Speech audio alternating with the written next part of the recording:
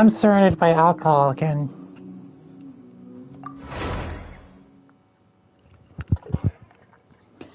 That means it's time to drink it up, everyone. This is the final stretch. I checked my progress percentage on the PlayStation home screen. I'm at 91% completion right now. Let's get this done and over with. I made it.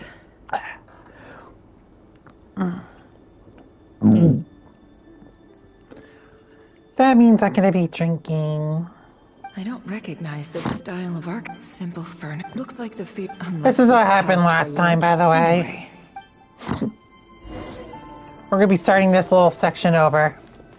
Oh, and by the way, I just also got a new game downloaded onto the PlayStation 5. Just freshly downloaded, not too long ago. It is called Neverness to Everness. It is a game that was making its rounds in the YouTube shorts and my freaking pages. And also been making the rounds on Facebook, X, and Reddit. And possibly Discord discussion rooms and stuff like that.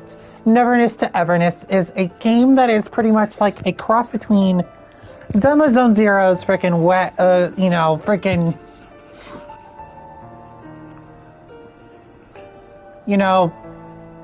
digital style of UI combined with Zenless Zones, combined with Wuwa's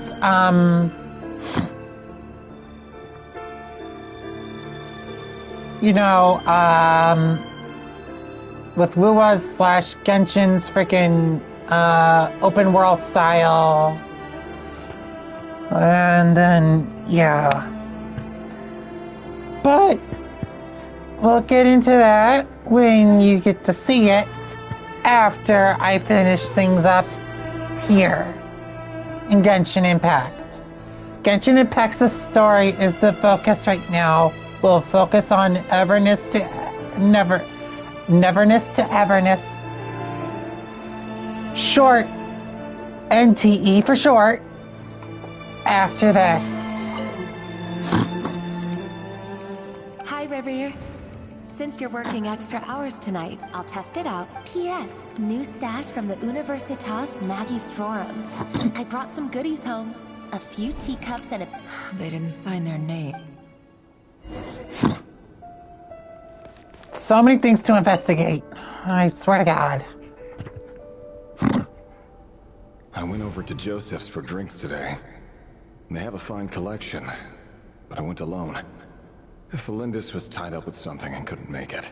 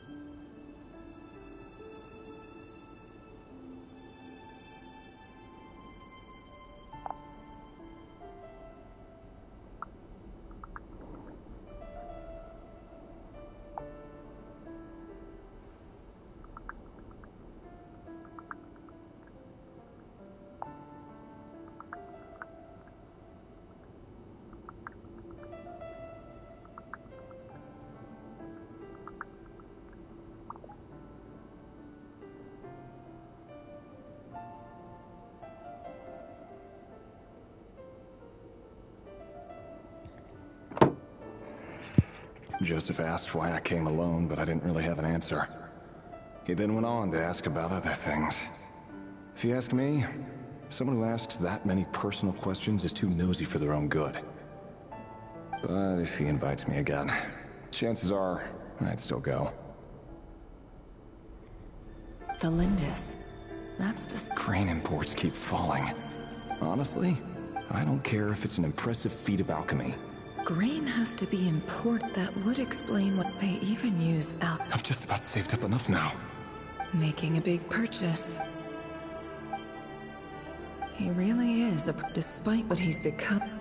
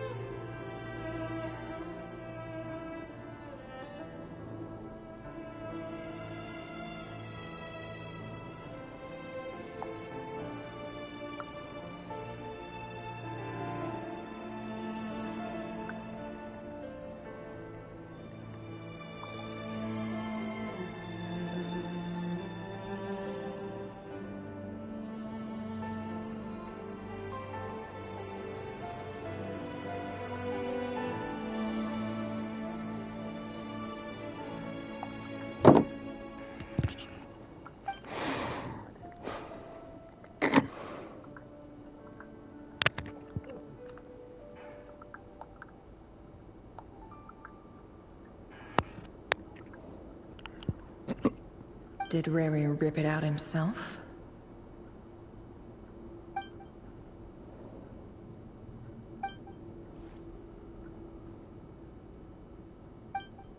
Before I met you, at the burial place of... It was you. This is just trivial sentimentality from the looks of it. Why would he go to the trouble of hiding that? The burial place of a fallen moon.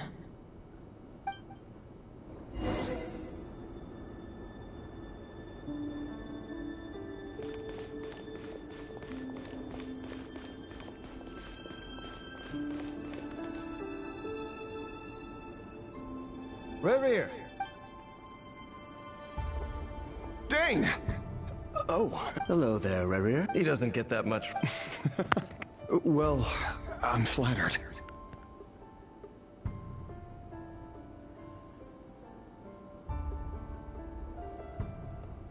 So, Hey, come on, don't...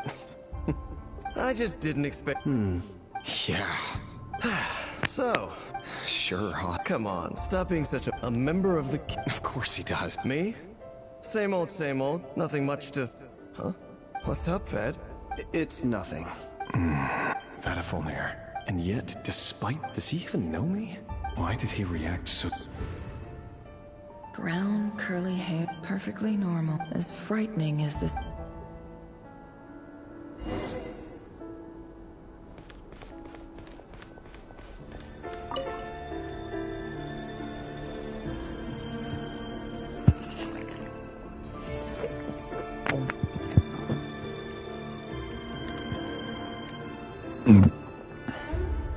Felindis? You're back early.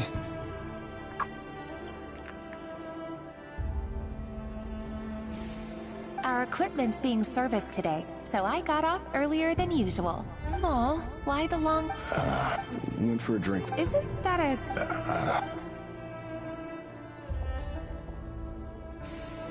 Vadifulnir showed up today, too. Ah, Mr. Vedifulnir. Yes, I've heard of him. They say that everything he says ends up coming true. He overheard Dainsleif mention that I'd recently proposed, and seemed to have an issue with it. But when I asked what it was, he kept it to himself.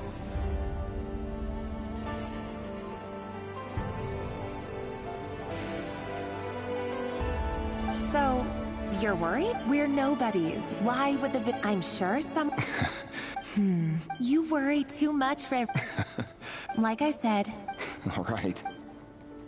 Can we get done with this flashback scene for fuck's sake? I want to get this shit over with.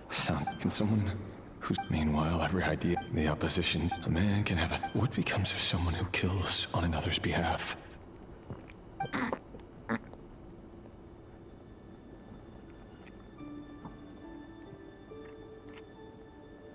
Thelindis.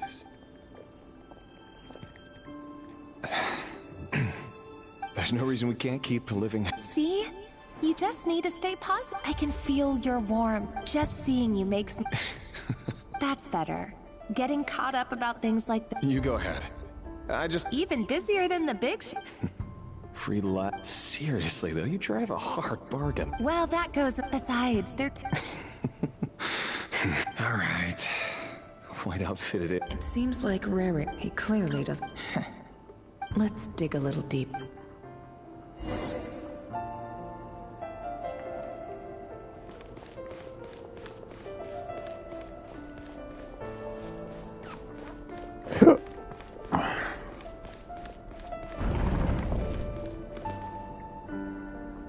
Our last operation was a resounding success, and all thanks to you, Rayhir of Solnari.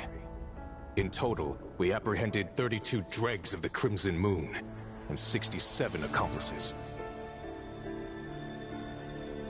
After all these years since... Indeed, Conria has... Many of its secret... You still haven't told... Where would I even... How do you tell someone that You didn't choose this, But I'll sure as heck... Speaking of which, someone... Your concerns are not... Take care. Thanks, Thork. Thelindis, I never wanted to keep this from you. You're the last person I would ever want to lie to.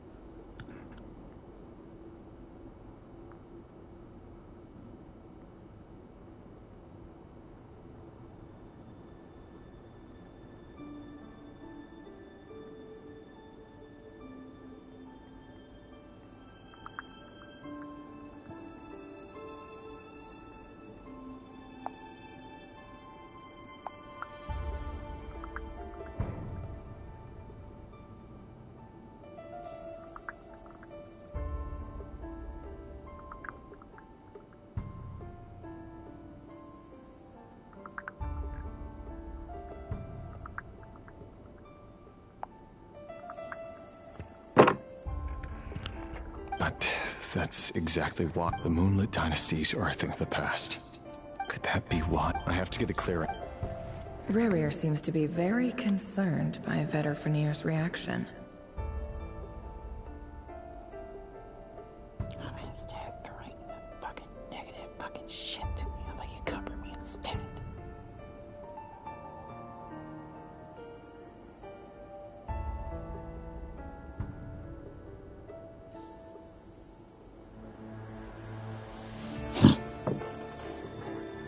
Vetter Fenir, I've investigated. Should I try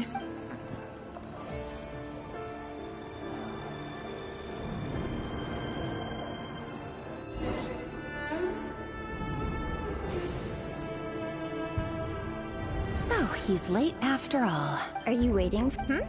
Oh, sure. Thank you. I'm only telling the truth. Look me in the...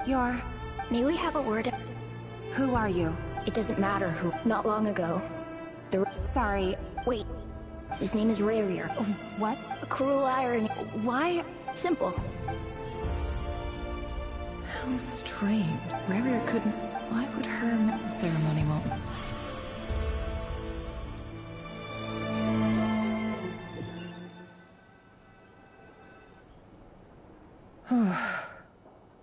So that was your doing? Did you just pull us inside Rarier's fragment to spy directly on his memories? Any more questions, and I'll have to start charging. I had no idea you could do that, boss! Seriously, that was amazing! We're not worthy. We're not worthy! I gotta admit, though, I'm itching to see what happens next. Feels like we barely scratched the surface. When it comes to anniversary celebrations, those usually get high priority first.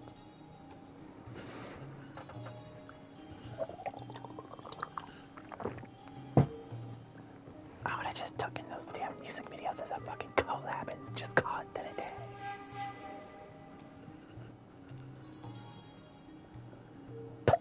But, no buts.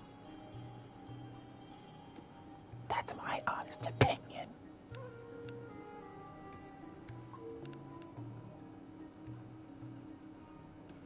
I'm just as curious as you are. But the ceremony only allows for limited time inside. That's all we can see for now.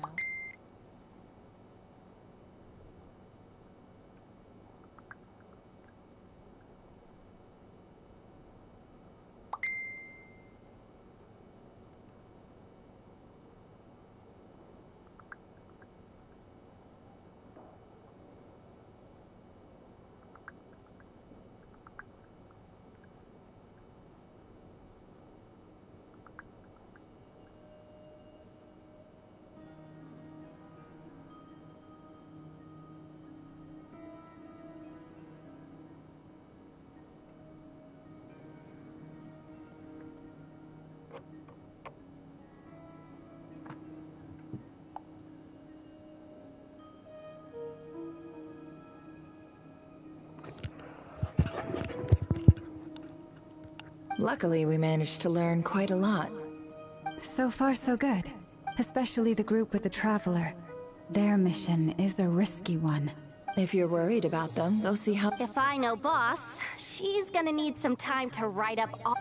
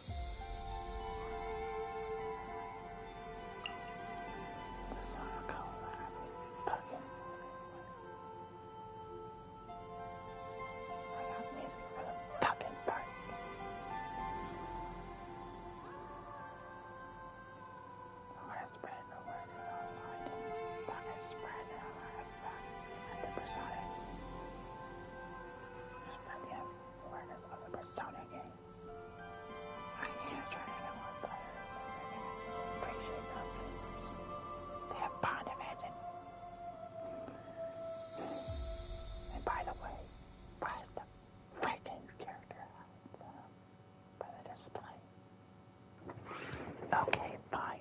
I'll entertain it. On the bottom left, Persona 5 Royal's American character display HUD is on the bottom left-hand corner. And I found a goddamn fox mask on the floor in the Phantasmal courtyard. Enemies are wearing masks. The supplicants have masks. There's already hints right there. No. It's a bunch of fucking goddamn friggin'. Listen, turn-based games need to have their friggin' collabs together. Besides, I don't like having the friggin' thought of Hatsune Miku getting hit or hurt or slaughtered on. Turn-based games will make it look like people don't fucking care.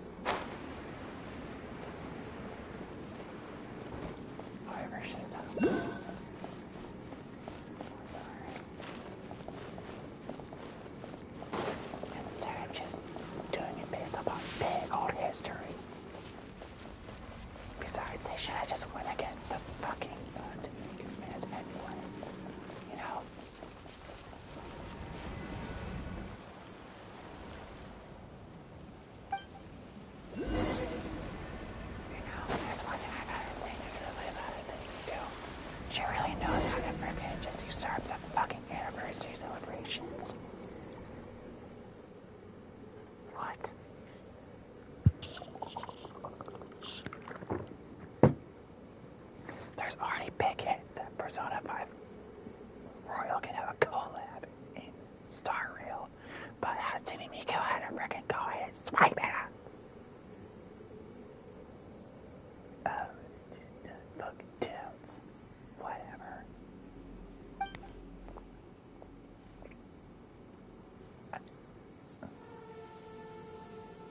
So tell, is it really good to steal from phantom thieves?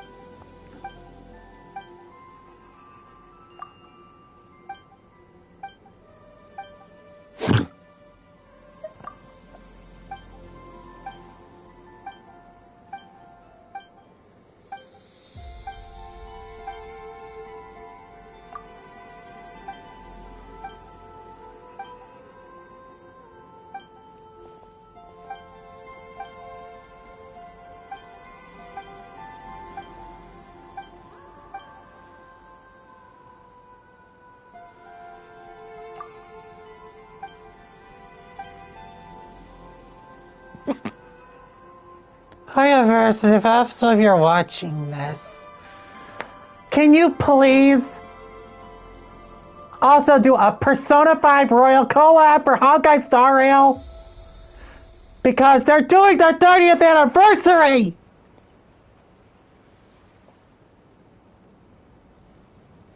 That is a big old reason to put them in as well.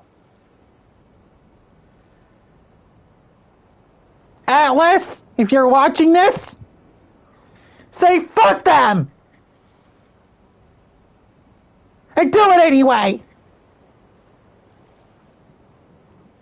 You've done it with episode, I guess, for Persona 3 Reload. Do it with this!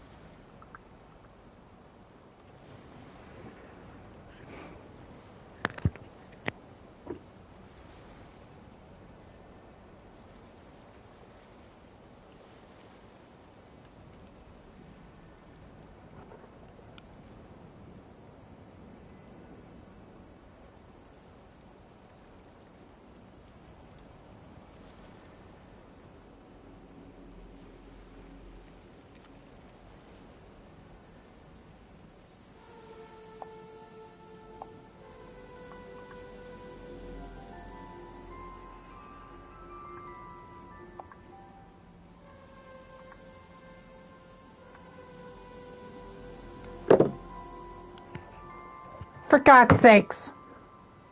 I'm gonna do a survey within Genshin Impact, and I'm going to send a message to them through the Genshin.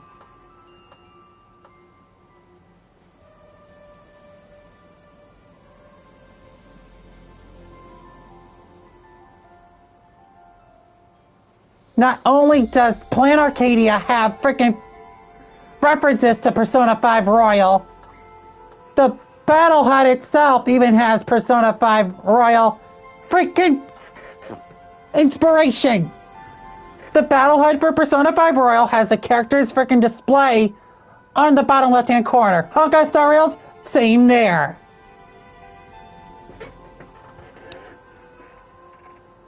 Why not pay tribute to the game?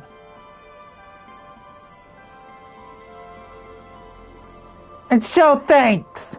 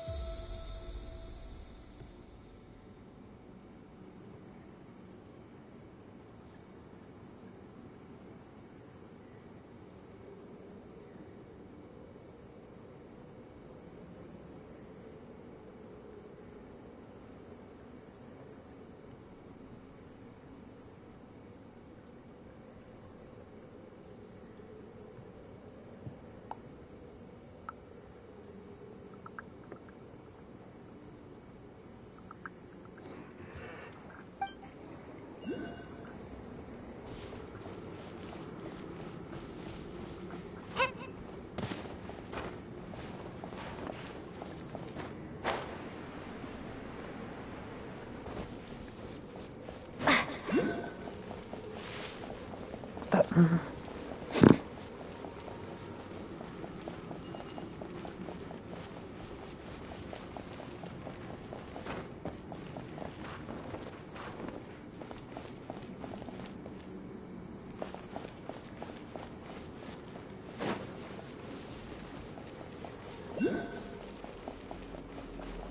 did I just come from here?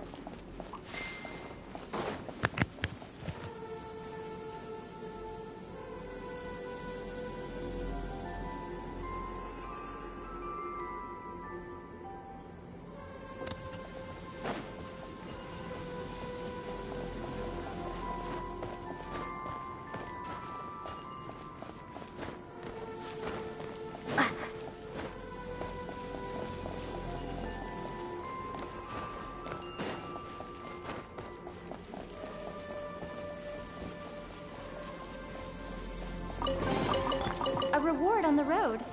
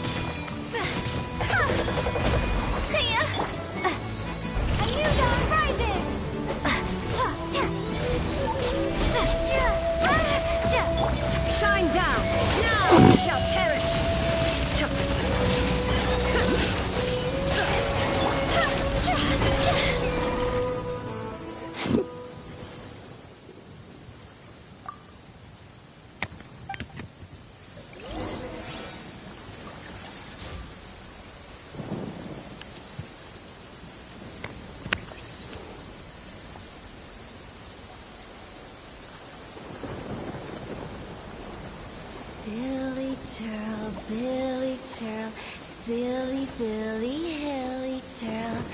Woo!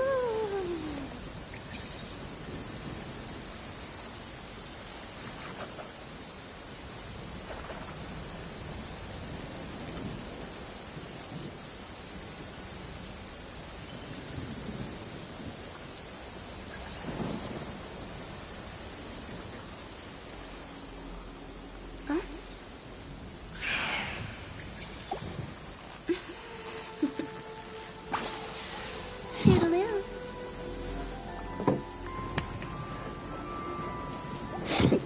Huh? If we bury it, maybe it'll spring back to life.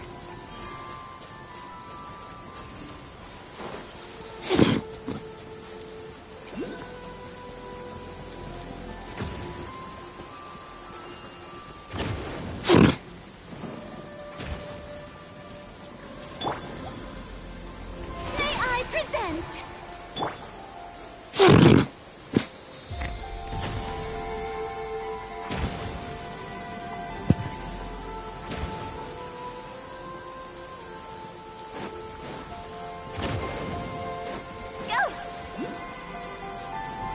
With the wind.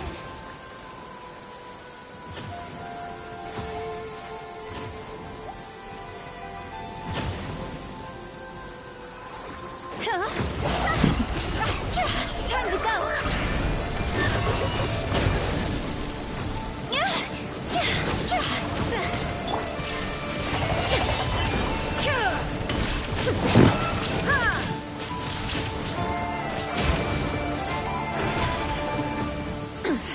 Insolent. There is no escape.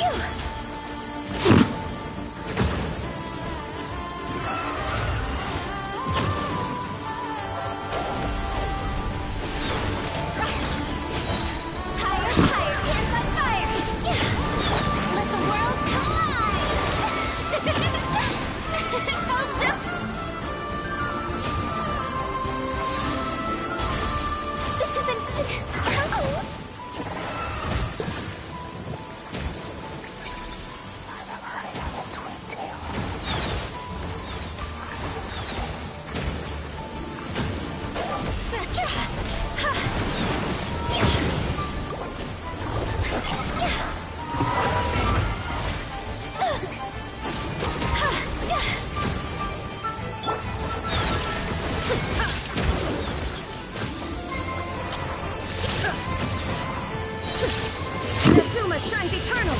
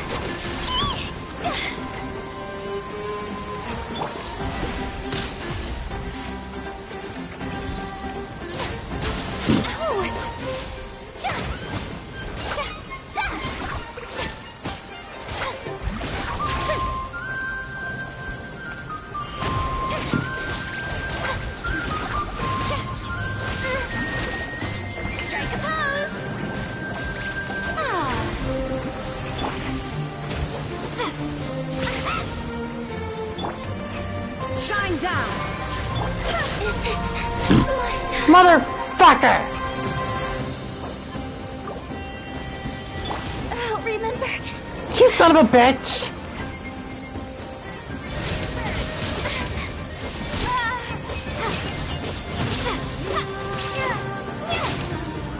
Illusion shattered.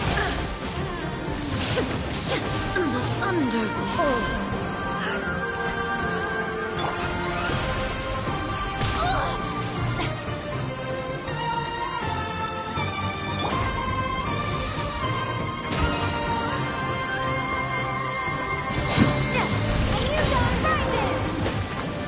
Bitch face out of here.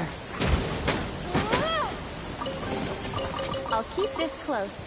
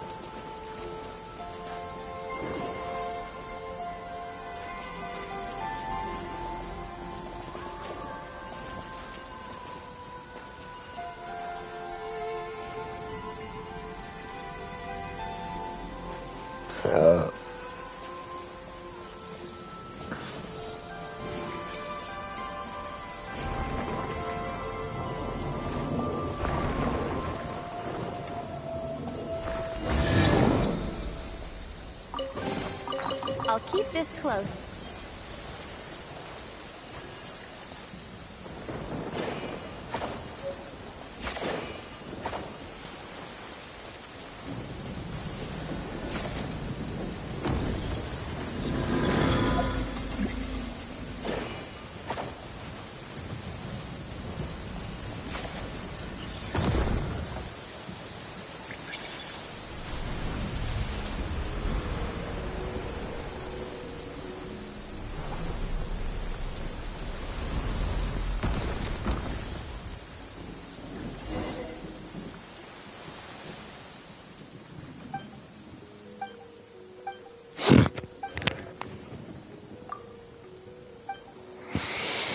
Seriously locking me away from the story just to do a fucking side quest. Seriously. Fuckers.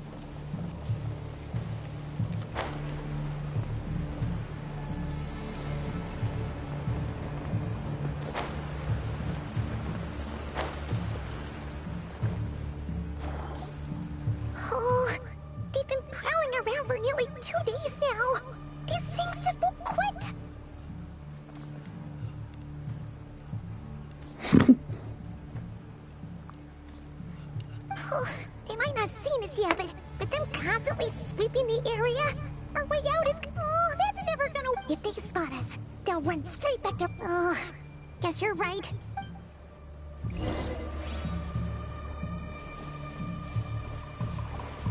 Quick, hide! We almost got spotted!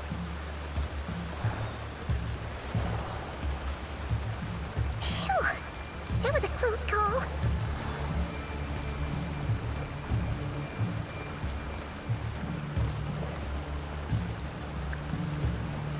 Watch out! They're coming this way!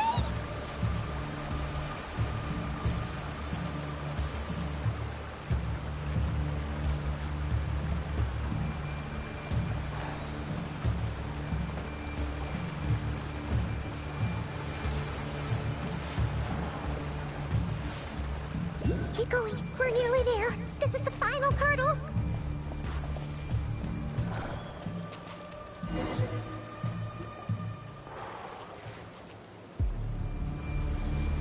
Oh, there's no end to these things.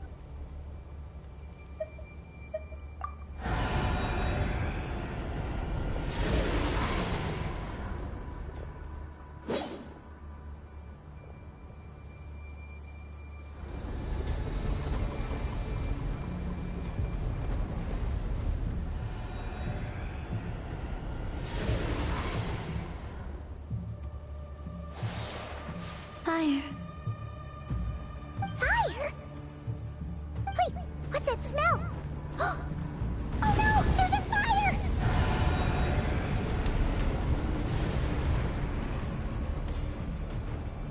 Wait. It's a volcano! It's her fire!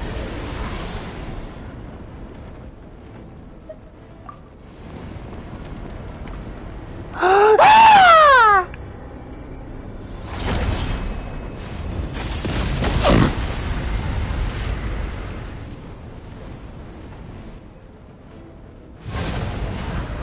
Sandrone was right. You look weak, Columbina.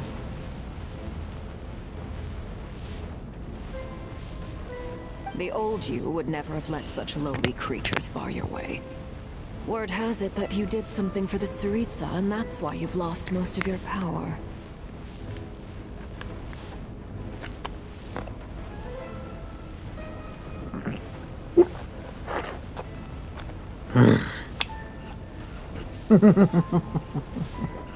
Freedom comes at a heavy price, doesn't it? It's Arlecchino! You came! Hello again, Columbina. And greetings, guests of the House of the Hearth. It's been a while.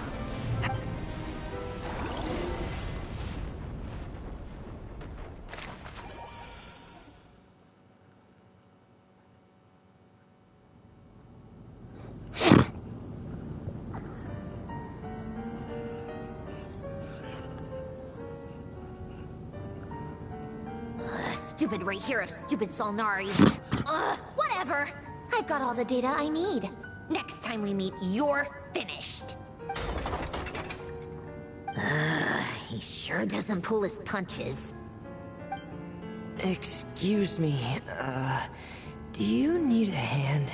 You can do me a favor by staying out of my way. Wait a minute. I recognize that voice. Hello, Miss Sandrone. Father sent us over to help. Huh. How considerate of her. Oh my god, my favorite trio from frickin' Fontaine!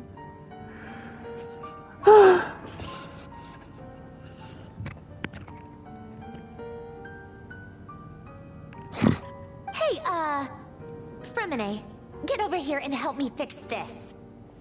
Lenny, you do your thing. Just keep your sister away from my machines. Nearly every machine that cat girl touches ends up going haywire. Go put her on cleaning duty or something.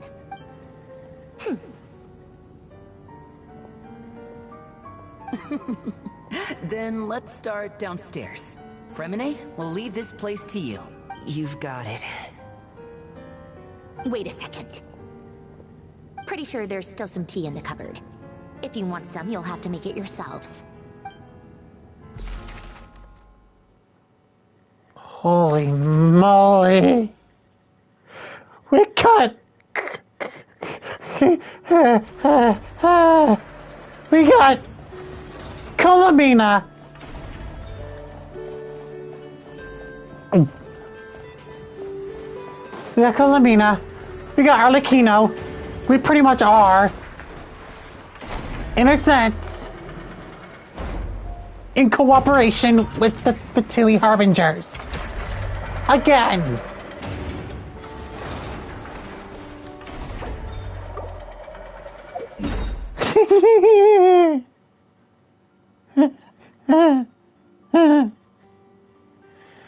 First off, I need to heal up at the frickin' statue real quick, please and thank you.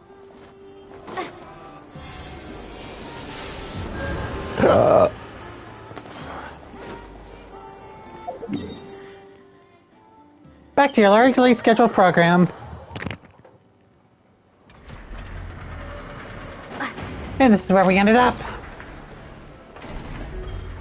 Well, we've returned with, we got Arlecchino in tow, so we pretty much have a permanent alliance with the frickin' Fatui Harbingers. Quite the full circle if you ask me, because we've had, oh shit, no, don't let that motherfucker catch me. Neither that one. Nope. Don't try to get into fights. I don't want to get into a fight. I just want to relax. I want to get this stream done. I want to get this freaking story shit done so I can... Where the hell are... Oh, there you are.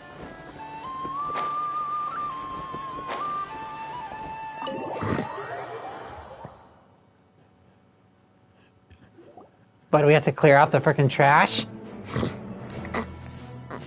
It's a relief to see you all made it back in one piece. Huh? Feels like there's quite a few people missing. I returned ahead of them.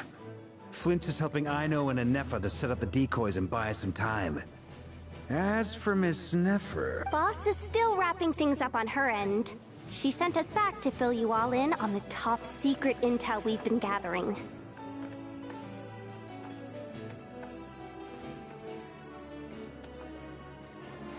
So we have the Fatui Harbingers, the frickin' Knights of Avonius working together. This is quite the frickin' world-ending catastrophe, isn't it?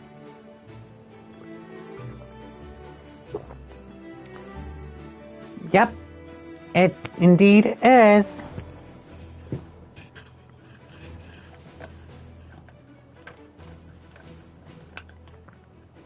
However, that's not the point of the conversation right now. I see. Then let's get right into it. But first, who do we have here? You brought someone else in to help?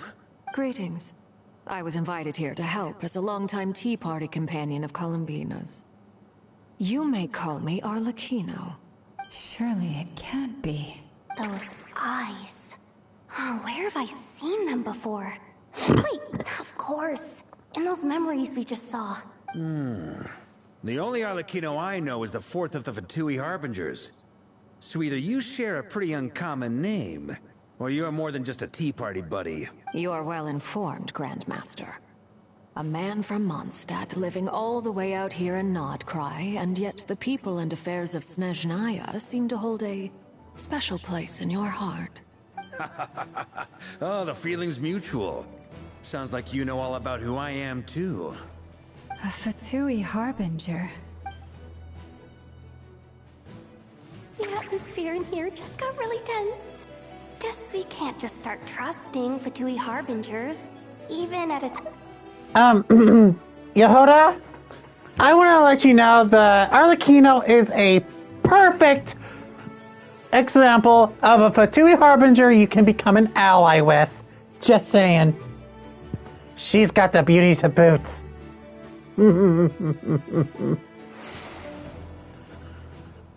Got the beauty and the sass.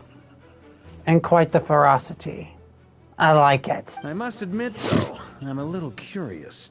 Seeing as the moon goddess no longer belongs to the Fatui, what makes you so willing to put your neck on the line here? Nor does Nodcry belong to Mondstadt, Mr. Varka. Yet still, you're fighting for it all the same. Things don't always have to have a tangible payoff. Sometimes, stopping things from spiraling out of control is a higher priority than chasing the spoils of victory.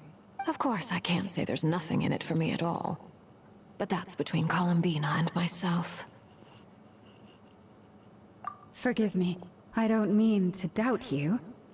It's just that the Fatui really have been the source of many of our troubles. We have our own way of doing things here in Nodcry. I know there's been a lot of bad blood between us in the past. I've done my utmost to avoid friction whenever I could. But sometimes fundamental conflicts of interest simply can't be settled amicably. That's why I'm here solely in a personal capacity. This has nothing to do with the Fatui. As a gesture of good faith, I'll be frank. I can help Columbina track down the iridescent moon's marrow, which will help her restore more of her power. Anyway, what else is on the agenda? Let's begin.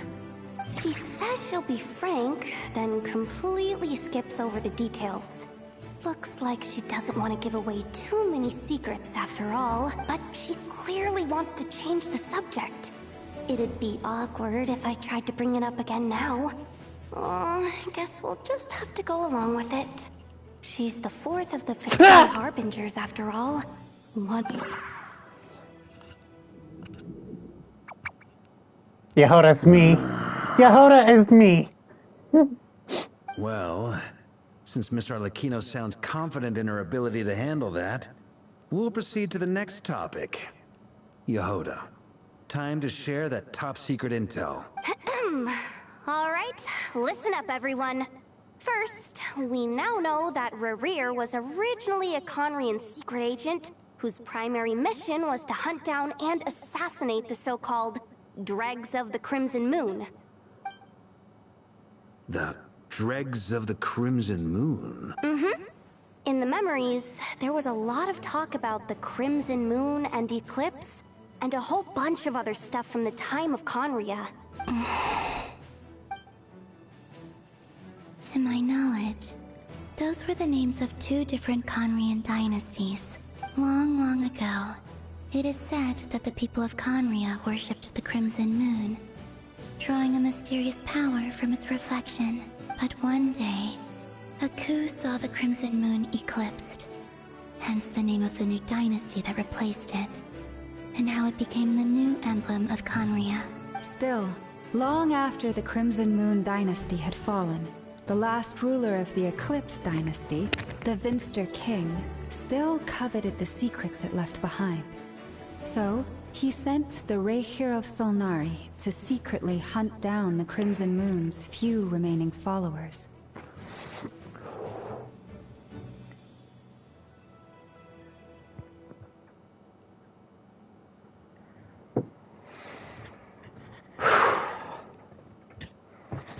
In those days, Rerir showed no signs of madness. In fact, he was at... What's the matter?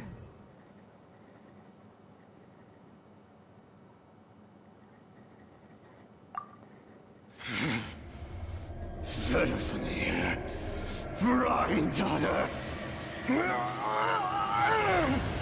Flinders.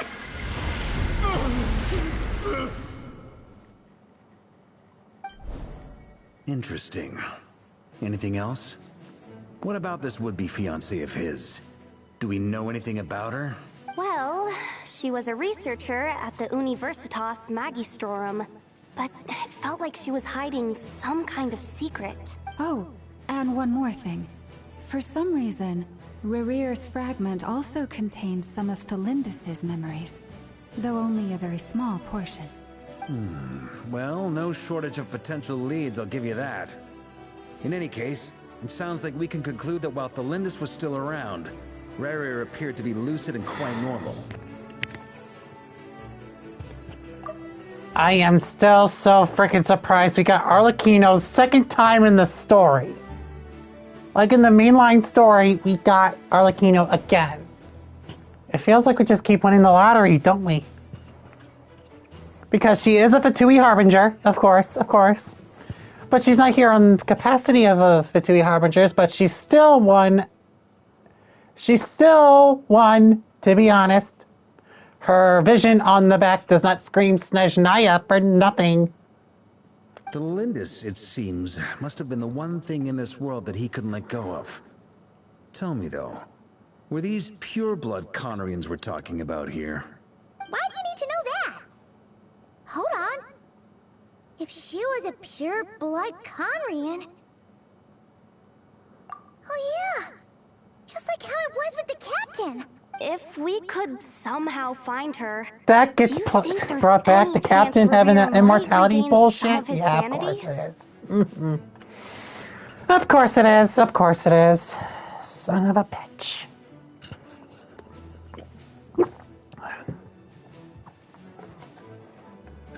Just like how all the Archons have that curse of immortality too. Malika being around for almost a millennia.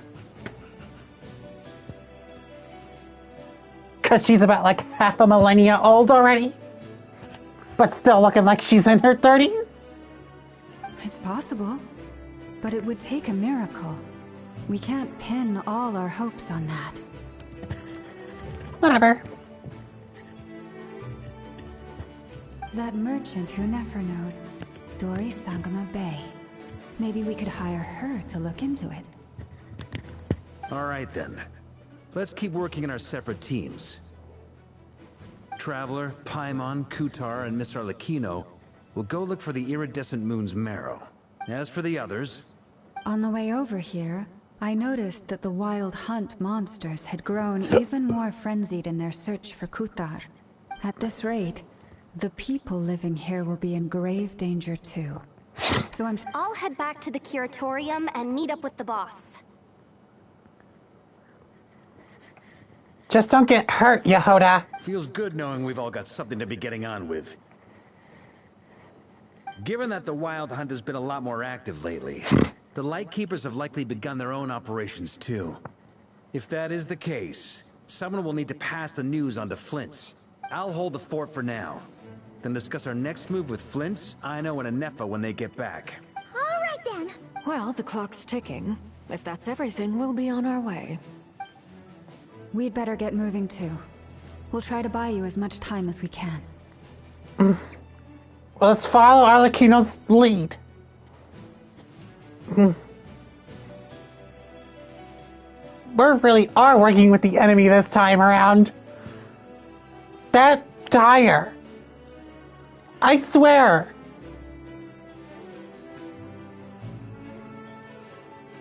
And can we get Dainsleif here too? Because that's one of his friends that's causing this ruckus. So one of his friends needs to freaking get the fuck over here right now. Dainsleif needs to get over here right now and slap the shit out of him and tell him to stop his shit.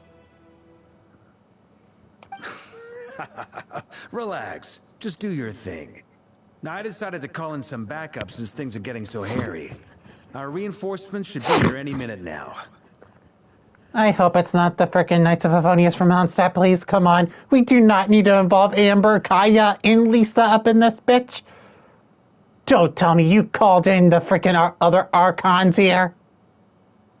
Stay safe, everyone. Dismissed. Oh, boy.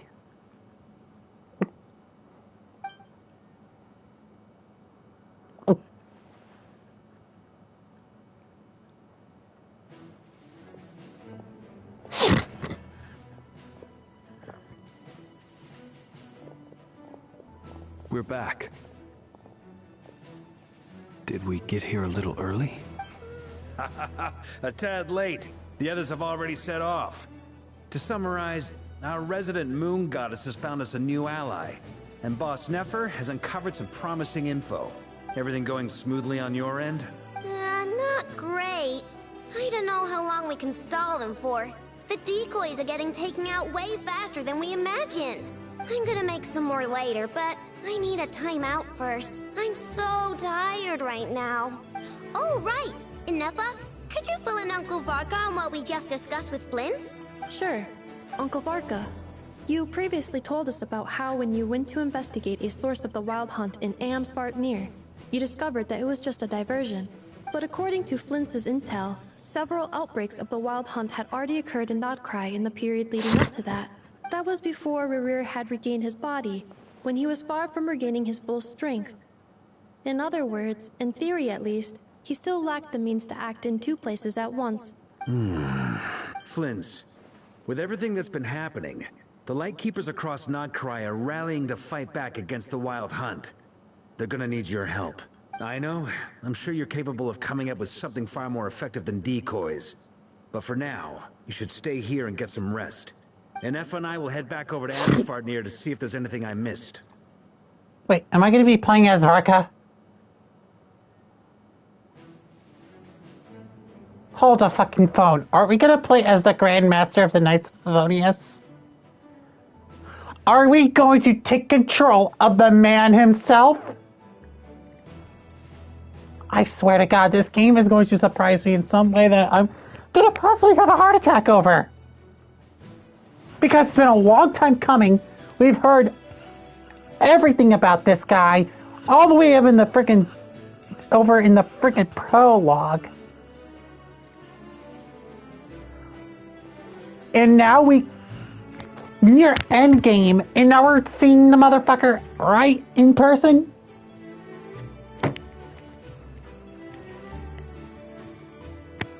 I swear this game really wants to try to make me a frickin'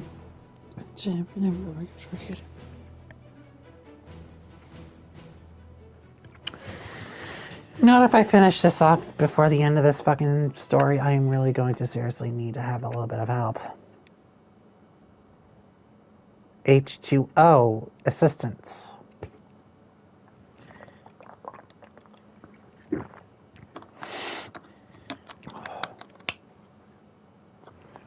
No snacky doos. It's just pure alcohol.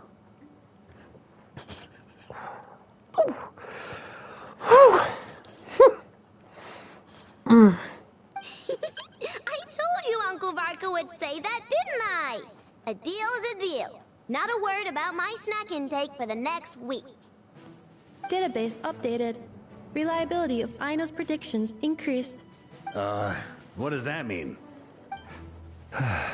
They were betting on how you'd respond after hearing their intel.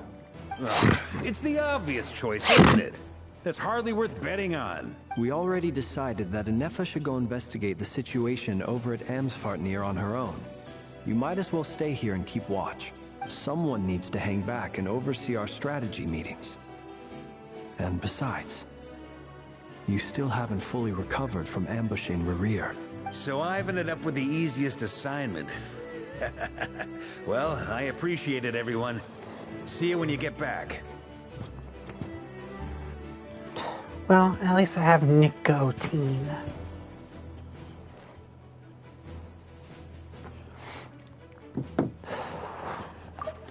So, I gotta say that this story is getting to be a little bit more of a, yeah.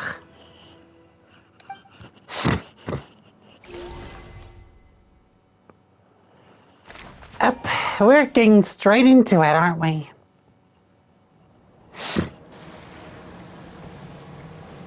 Also, wait, hold on. Wait a minute, hold on, wait a minute.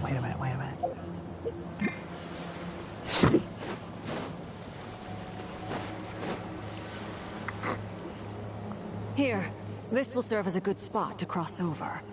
Arlecchino, hold up a second. Since you brought us all this way, would you mind telling us what you got planned? We still haven't got the slightest idea what's going on here. And if even Columbina doesn't know where the iridescent moon's marrow is, how do you? Simple. Because I am an inheritor of the royal bloodline of the Crimson Moon. And one of the last surviving embers of the Two Worlds Flames. Huh? Are you serious? Is it... I am so glad she's on our side right now. Because of the fact that she's a Fatui Harbinger, she could take us out once, and one slice could end it all. I am so glad that she's on our side right now. I am so grateful. Your surprise is understandable. I was also taken aback when I first learned of it. But the more I thought about it, the more I realized the signs had been there all along. When I was young, I discovered I could wield a very special kind of fire. It coursed like blood through my veins and smoldered away inside my nerves. What's more, whenever I experienced strong bursts of emotion or drew too deeply on this power, it was like some kind of presence within the fire would begin to gnaw away at me. Exactly. That is why my hands are like this too. At first, I saw it only as a curse, but once I became a harbinger, the jester apprised me of the truth. Together with my own investigations over the past few years, there are several things that I have gradually come to understand. For instance, take the so-called Crimson Moon. In truth, it is nothing more than the shattered remnants of the iridescent moon, fused with the abyss to prolong its lifespan. Since this blood flame was bestowed upon me by the Crimson Moon, it is a fusion of the iridescent moon's former power and the corruption of the abyss. You all understand the nature of the abyss well enough. I draw upon its power, and in return, it hungers for my soul. This strange blackness is the mark of corruption it has left behind. If I recall correctly, you once told me that if the corruption ever made it to your heart, you'd become a completely different person. Yes, and that's the reason I'm always careful not to push my power too far. It's essentially a never-ending tug of war. Whew. Sounds intense. Anyway, the rest of my story can wait. Is there anything else about... Paimon has a question. So, the Crimson Moon that the Karians used to worship was actually the iridescent moon, right? Which was one of the three moon sisters. Does that mean that the Karians were to the Crimson Moon as the Frost Moon Scions are to the Frost Moon? So much of that history has been lost. We have no way of knowing exactly what they were like. But I would suspect that the Conrians weren't as devout in their moon worship as it might appear. The iridescent moon's remains simply served as their link to the abyss. Later on, perhaps someone discovered a way to make direct contact with the abyss. Or maybe there was some kind of... I'm actually starting to get to like the Fatui Harbingers now more. Woo! Hell yeah! This sister's speaking the truth.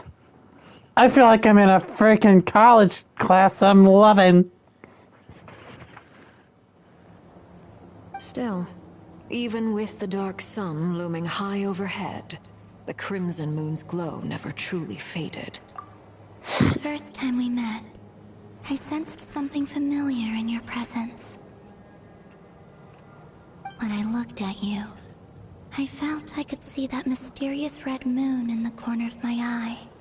In your flames, I saw its broken image, surrounded by a strange black aura. Well, I appreciate that you kept it to yourself. Much about the Crimson Moon is still a mystery, and I'd prefer not to end up as the object of an insane research project. Anyway, time is against us here, so if there's any other questions, they'll have to wait.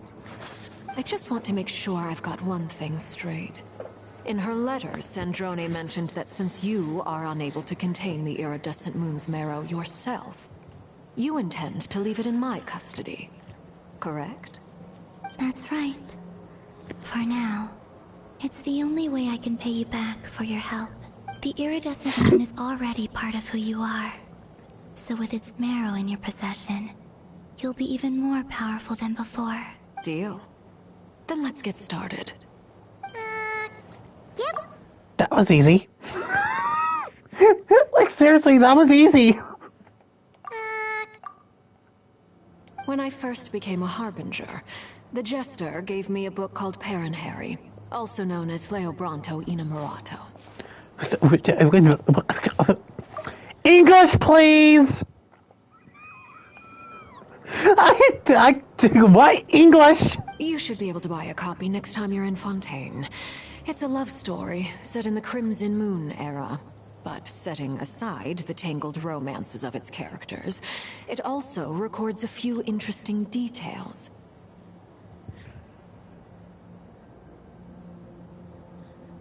In the Crimson Moon era, or so the story goes, there was an orphanage that received children from beyond the bounds of this world. Beyond the bounds of this world? The Crimson Moon Sages looked beyond this world for beings with powers that they made these children crawl up a fireplace and kept asking them, "Have you died? Did you see it?" Until they finally admitted to having died and seen a crimson moon. The adults embraced the children who passed the ritual, telling them, "Within the fireplace, you have traversed the flames between two worlds. Here and now, you are born anew." I hope she didn't do that to the frickin' people over at the do that to the children of the House of the Hearth. That sounds really rough.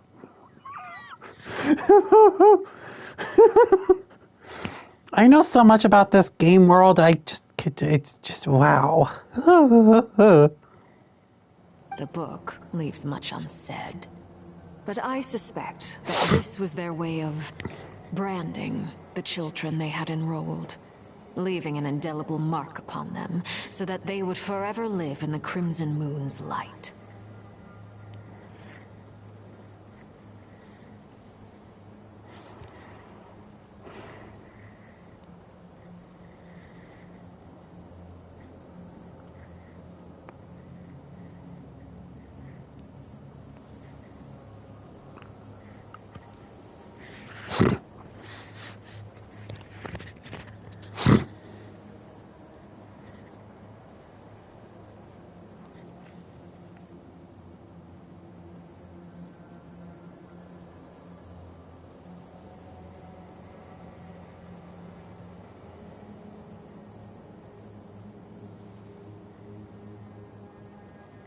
That explains why I can't sense the Crimson Moon's marrow in this world.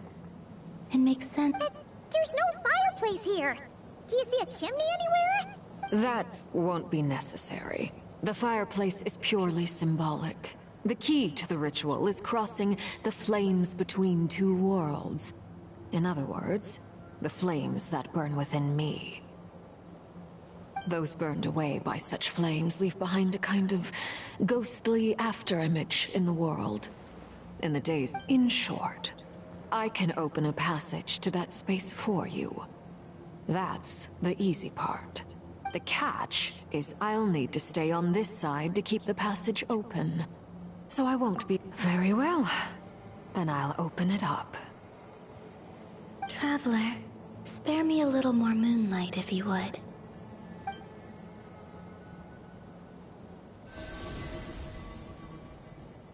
Thank you. I feel like I've recovered some of my strength now. It should be enough to move us across short distances and confront whatever dangers might await.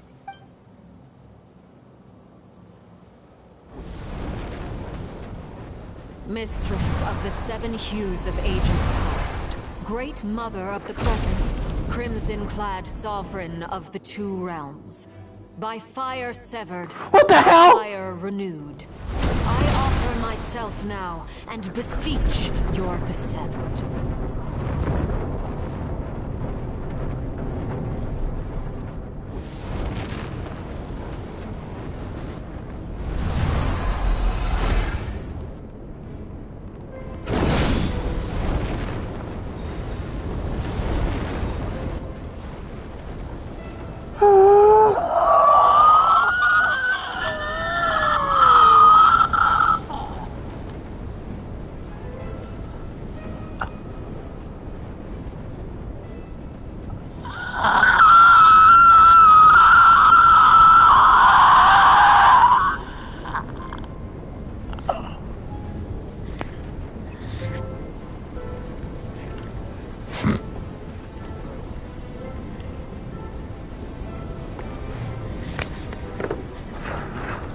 One word of advice.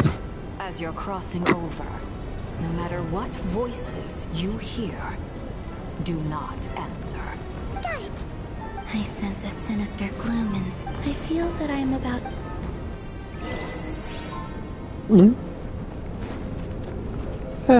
Thank you, Arlecchino.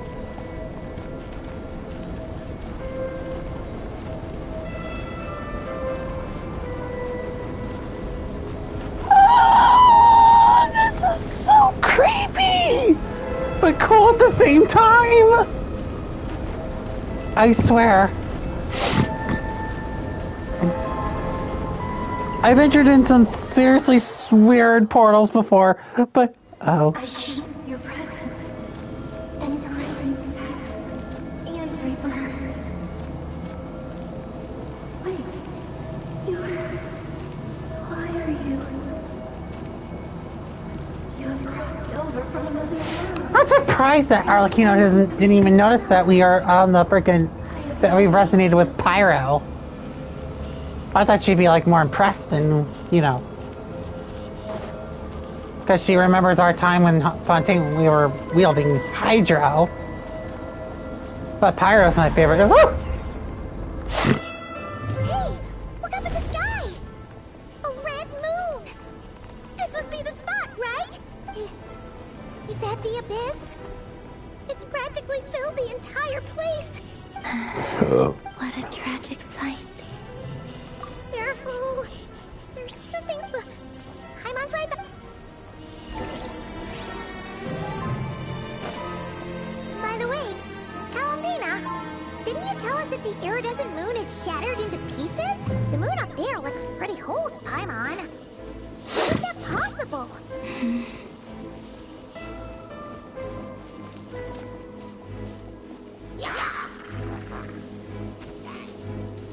Nope. Just keep running, just keep running.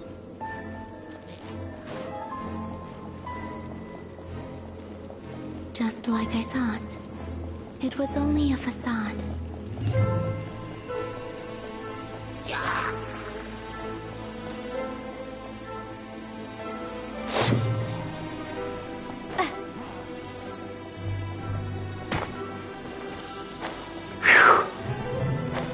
Oh.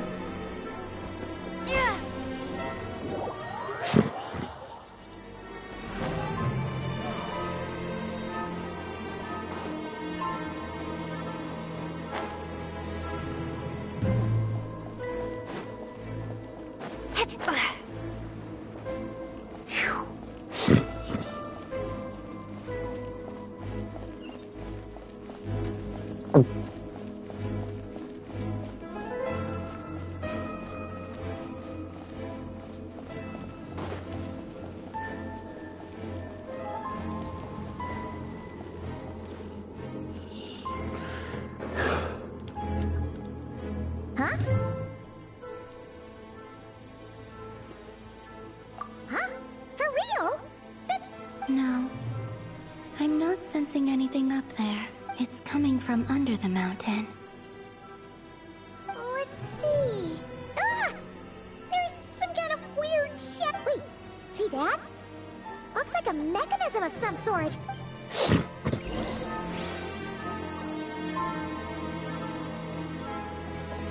What was targeting me?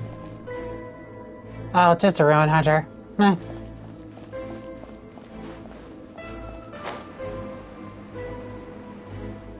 Meh.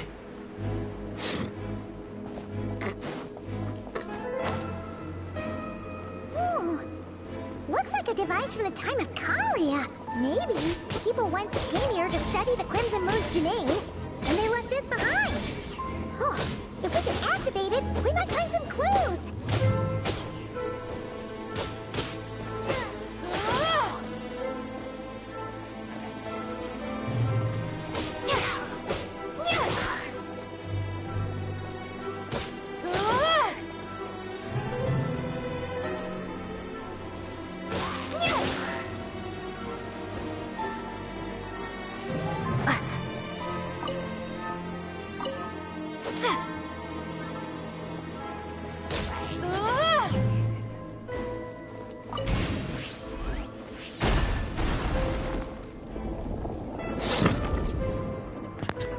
Okay, so I gotta activate these.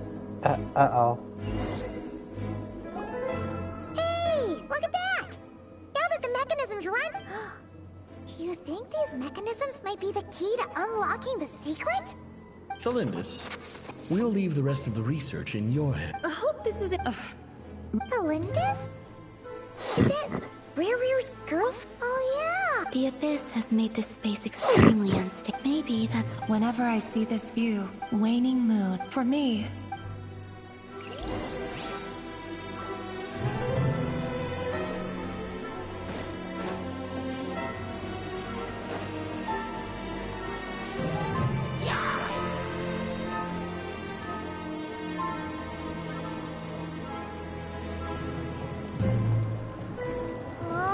Looks like the Abyss has messed up this mechanism. We need to find a way to get it working again. Let's see if there are any other devices nearby.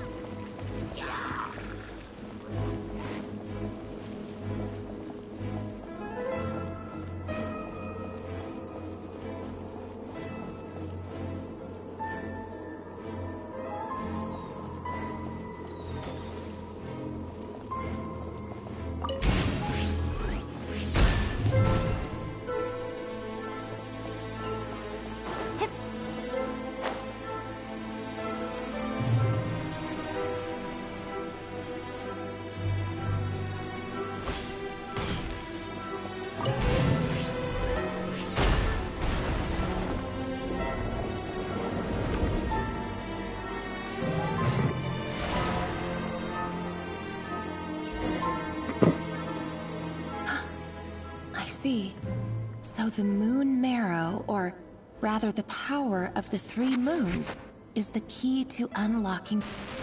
If... Really? What the hell?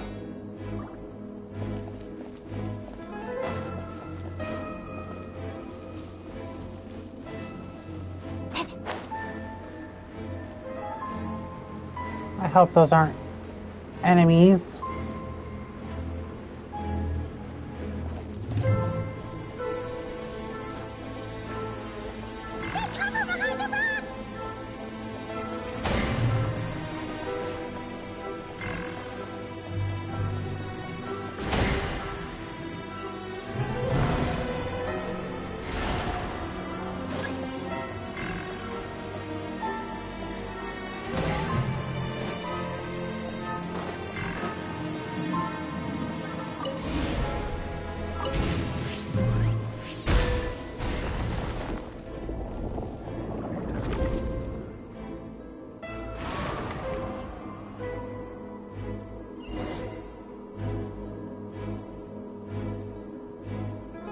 With the Abyss... Oh, Rarier.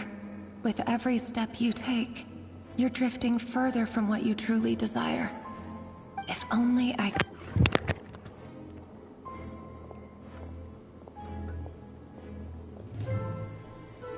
Hey, look!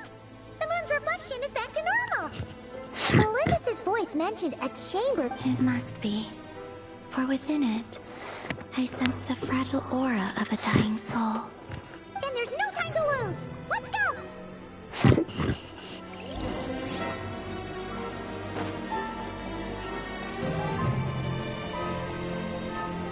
Can I just walk on it? Oh!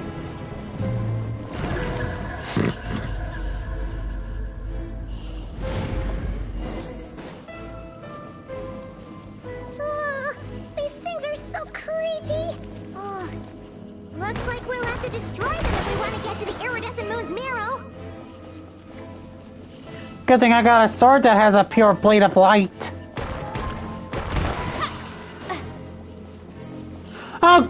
That must be the iridescent moon's mirror! Christ. We need to destroy these things before we can reach it!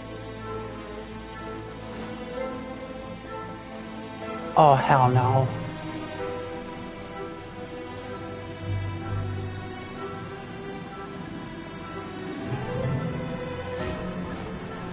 Oh, not these fuckers again! Alright.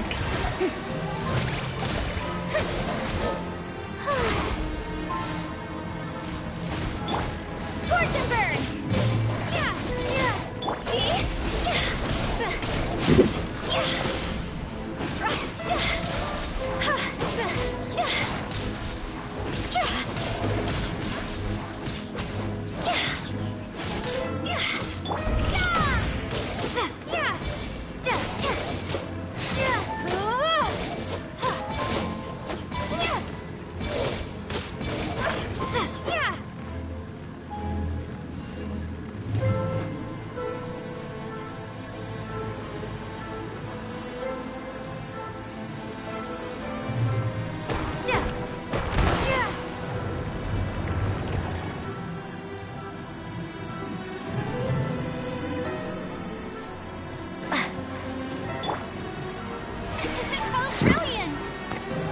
Time to heal up.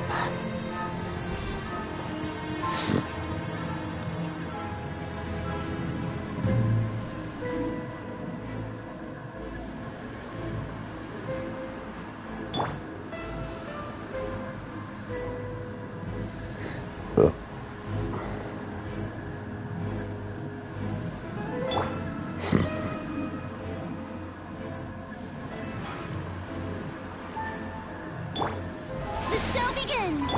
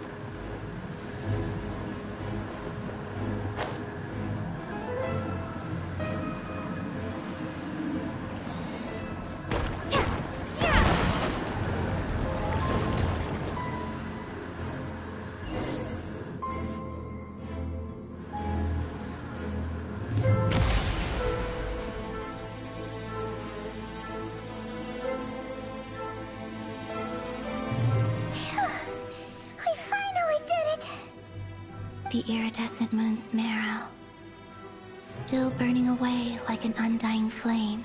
If we can purify the abyssal power with...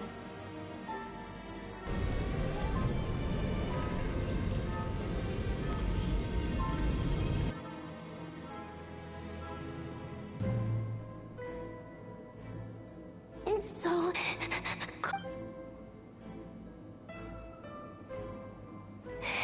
Huh? At long last, I'm sorry. The moment tell me. You look so... Trust me. What was that all about? It sounded like she was... Perhaps. She took me for the goddess of the frost moon she once knew. For a fading soul like hers. But anyway, alright.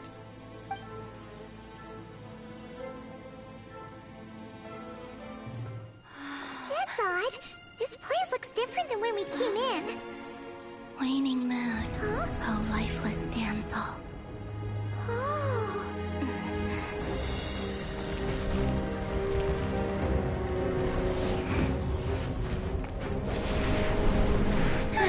Hurry! The place is collapsing! It wants to trap us here. Who's it? The abyss? Now we've taken the moon marrow. All that's left here is a dark will. It will show us no mercy.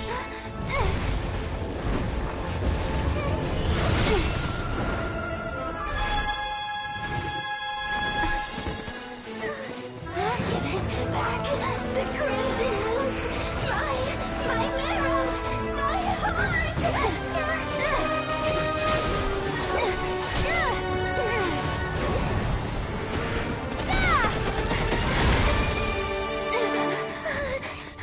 Finally! Huh? Oh no! The exit's blocked! They're back! Now what do we do? This is where you fall. Witness my rise. What are you waiting for?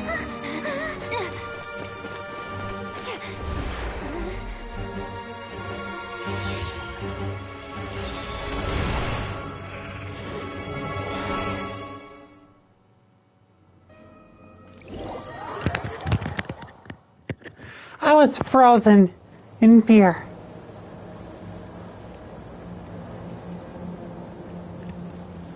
Oh, we made it!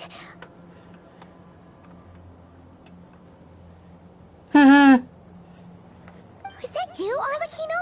Did you save us?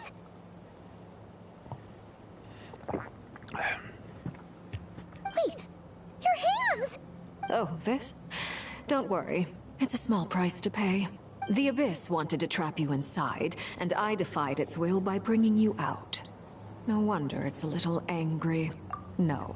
I have paid the price, albeit a small one, and it cannot be undone. My hands have already fused with the Abyss. Purification would simply destroy whatever's left of them. As much as I'd like to call it a favor, the truth is I was simply holding up my... Yes, you did your part. And as promised, I will leave the iridescent moon's marrow in your care.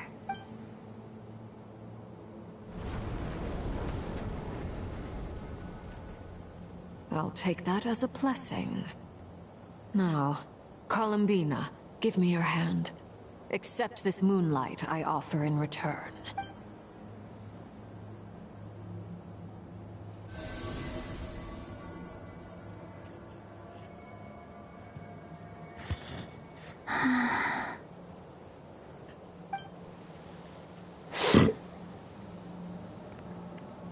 Feeling stronger? Hey, Columbina! I'm fine. Our powers... By the Frost Moon's authority alone, wielding the power of the other moons was always going to be a stretch. Still, I think it's fair to say that your strength has returned. At least to the level it was at as Third Harbinger. It's still not enough. There's no way I can hope to challenge Rayrier like this. Just one more ray of moonlight, if you would. It's okay.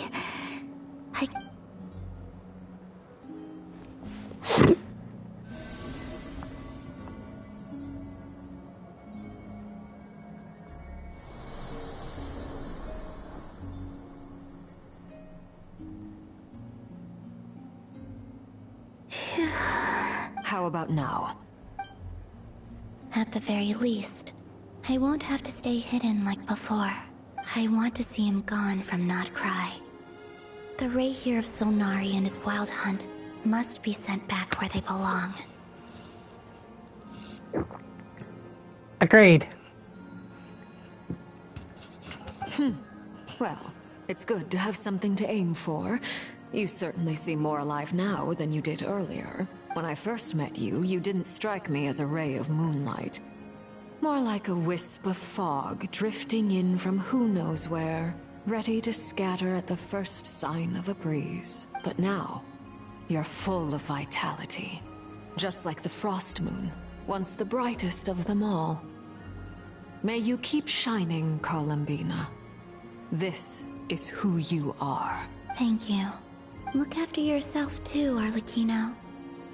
I know you have plans of your own, and that's why you're always seeking to grow stronger. But whatever you're after, don't let the Abyss take a hold of you. I do not wish to see you go down the same path as Rayrier. I appreciate the concern, Columbina. Although perhaps it's time you took a new name. A new name? Kutar, the Moon Maiden, Columbina. They're nothing more than code names. They describe who she is and the roles she's played, but they're not her real name. We often use code names in the House of the Hearth, too. But it's knowing your real name that keeps you grounded. Up till now, you've been living a wandering life, so you've probably never really cared. All I'll say is this. Once you've defeated Rayrier, give it some thought. All right, that's it from me. I'll get you back safely first, then go meet up with Sandrone. You're the best! I appreciate the gesture. It speaks to your good character. Anyway, let's get going. There are more urgent things to do right now than trade compliments. Did we just fully commit to the Fotui now? Well, hints are telling me, and my intuitive brain thinks that there might be a mole within the freaking Fatui and trying to kill the Tsaritsa. And I don't think the rest would appreciate that. Sindrani probably wouldn't do that. Wouldn't probably like that. And the captain would probably be forced to come back to life and frickin' deal with the situation. Arlecchino would probably dislike this most of all. And Child Tartaglia, well, it's Tartaglia. He likes Traveler a lot, so he'd probably take Traveler's side on this situation. So it's got to be Doter and the Jester. Those are the only two that I would think that would try to kill the Tsaritsa to take something that is not theirs.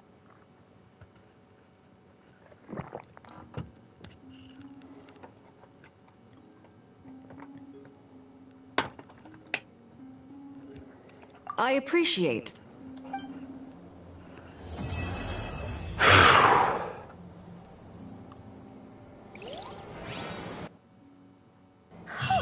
It was a close call, but we got the iridescent moon's marrow and restored Columbina's strength, and that's all that matters. All right, let's go back to. Okay, God damn it! In other words, mission accomplished. Paimon wonders how everyone else is doing.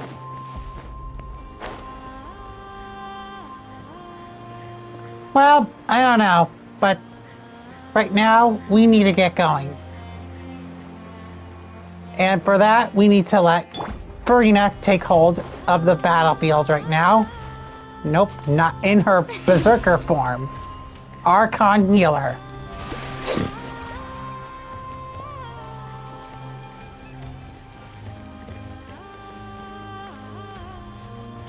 Even though waters tend to have fury, I don't want there to be silence. I want there to be peace. May I present? This whole wild hunt's gonna have to end. Well, it's time for it to end.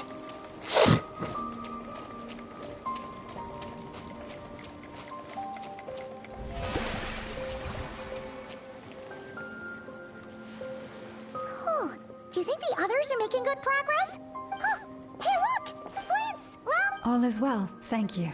I ran into Miss Anefa and Miss Aino on the way back. Their work is still in progress, so I suspect they won't be back for a while either.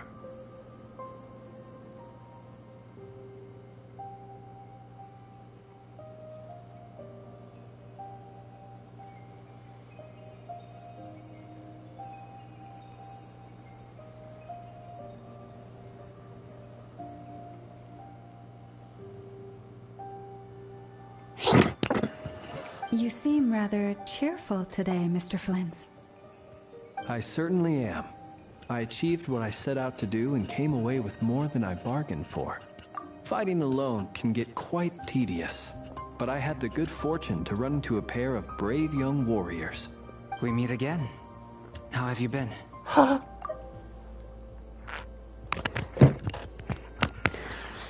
Fucking Varka called the fucking Knights of Avonius, and now they're fucking coming in full force. Of course. We meet again.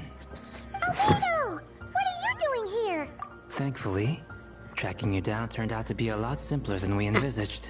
These two courageously lent me a hand while I was fighting the wild hunt, and given how people of outstanding... So? Who's your travel buddy, Albedo? Why don't you come and introduce yourself? Dahlia? A gentleman of few words, It's nice to meet you. Again.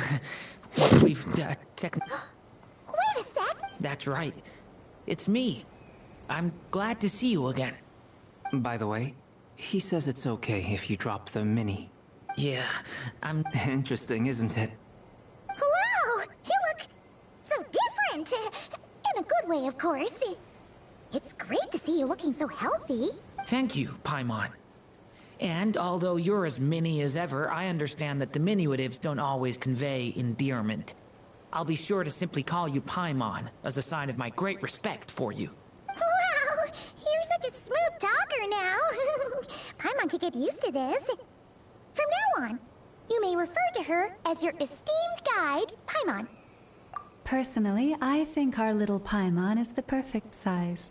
When people call her Little Paimon, it's just because she's so adorable that they can't help themselves. If that's not a sign of endearment, what is? You're absolutely right, Miss Lauma. She's been catched. Uh-oh. People are talking about me. Hope it's nothing negative. Judging from your expressions, I'm guessing it all went well? It's getting crowded here.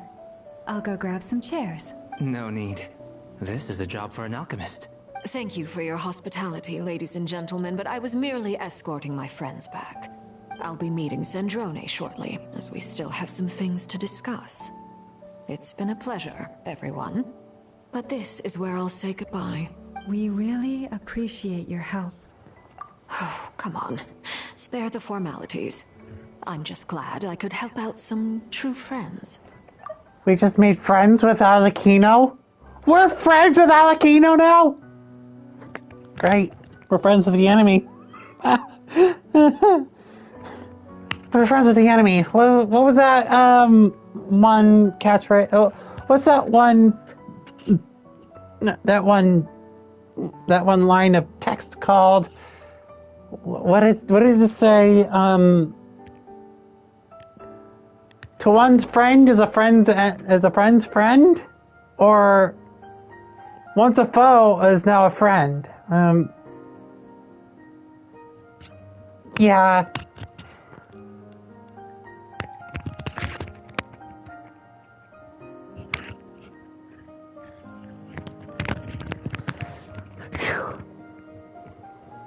Oh, come on. I understand. Well, bye for now, Harlequino. Oh, this place is hopping. It's probably a good thing one of us left. Otherwise, we might not fit all these people in. Are you saying we're about to run out of chairs? As a matter of fact, I am. Come on in and see for yourself. Huh?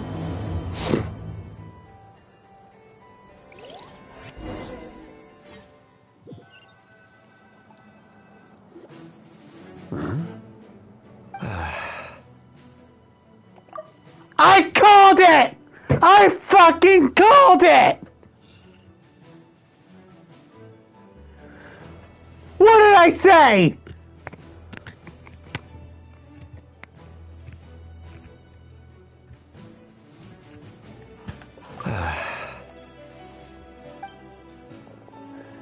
Dainsleif?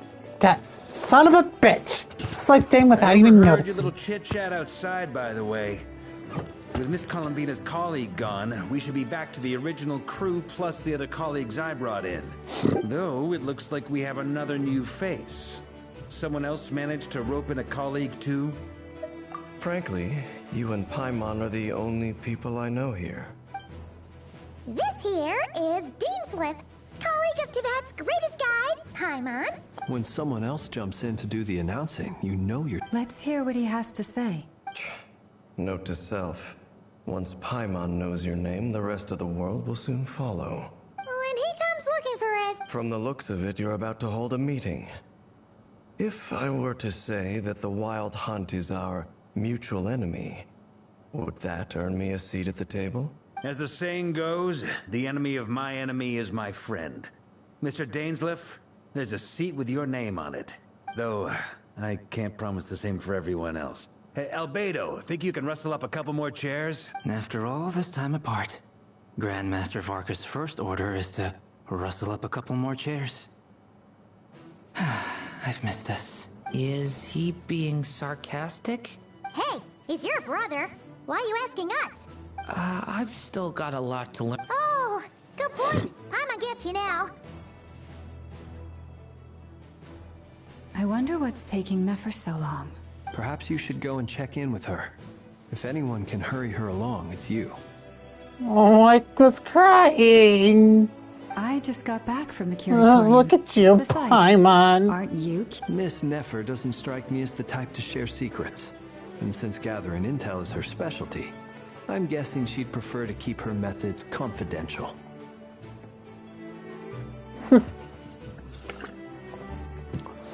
Well, let's do this Mondstadt style. Let's do this right.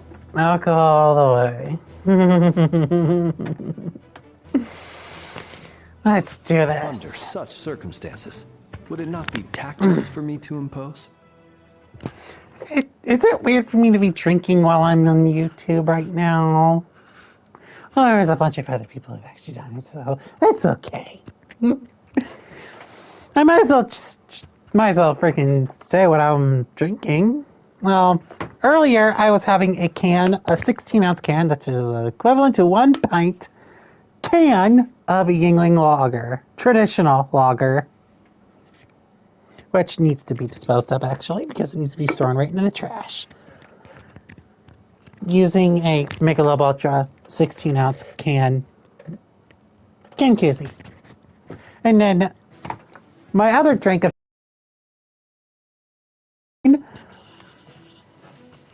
which in Genshin Impact's case would be imported from Inazuma. It's called Fuki Plum. It is spelled Fu-Ki Plum. It is imported from Japan. The wine is an acquired taste, by the way, everyone.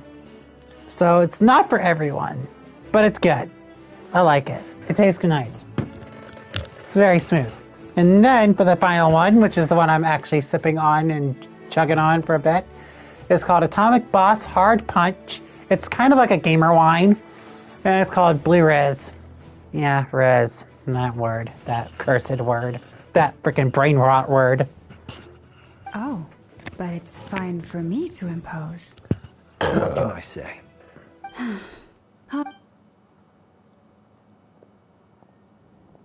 Impressive. She barely fought back at all. As I'm sure Miss Lauma will realize soon enough, the trick in life is to always pitch in with other people's responsibilities so that you can be selective with your own. Another trick is to simply hide in the background. Spoken like a true sage. Anyway, looks like we've got some time to kill before... Feel free to chat amongst yourselves.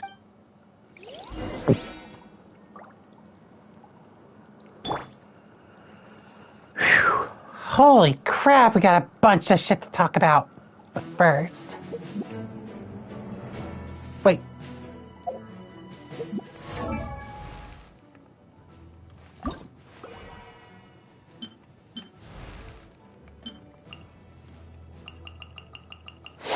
Our conquest, True Moon. At the end of this... So I would... Oh, this is like this is a Moon Goddess's outfit. Oh shit, I get a new outfit at the end of this?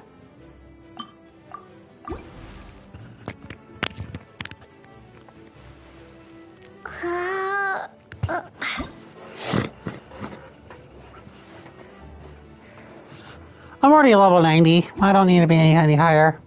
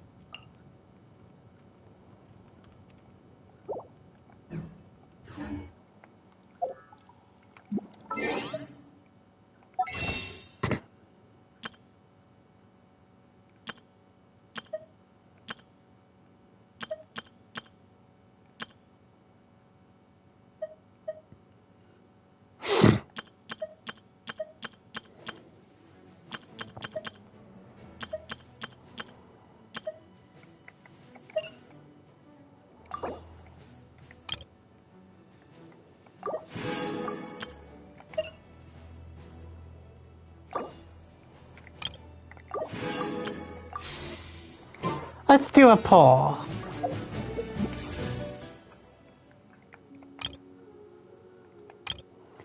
I've been thinking.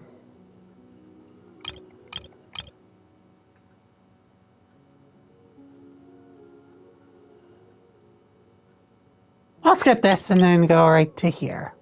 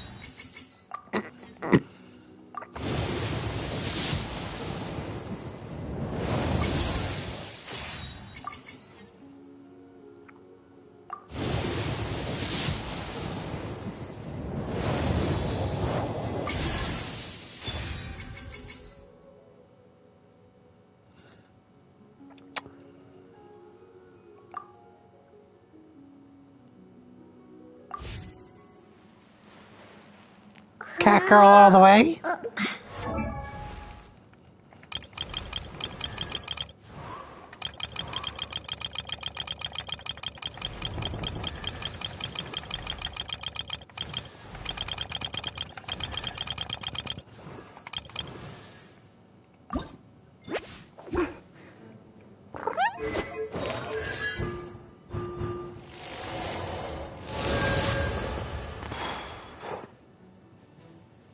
Her constellation is just a fucking box.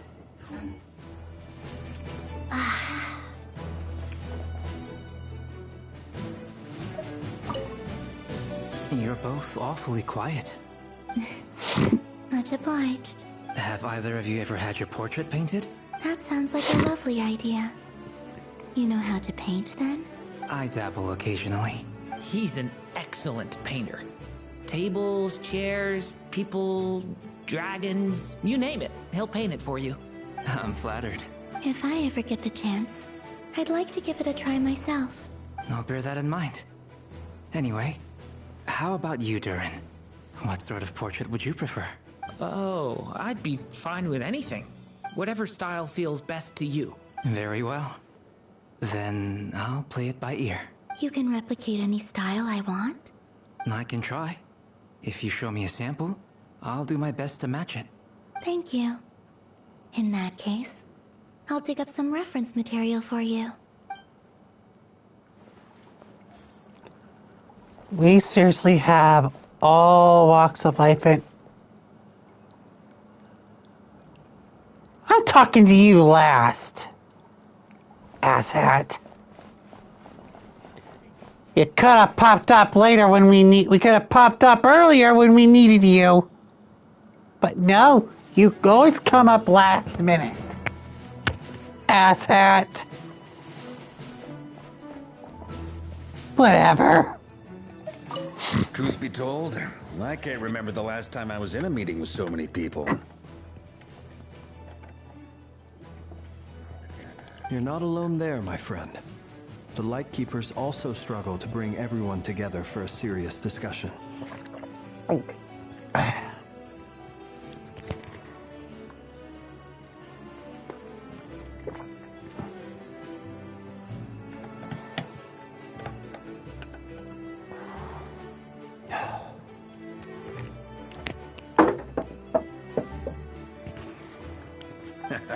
I don't doubt that.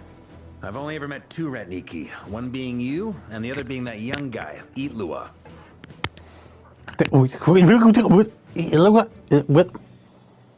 Okay, whatever. Itlua is a good apple. I'll give him that.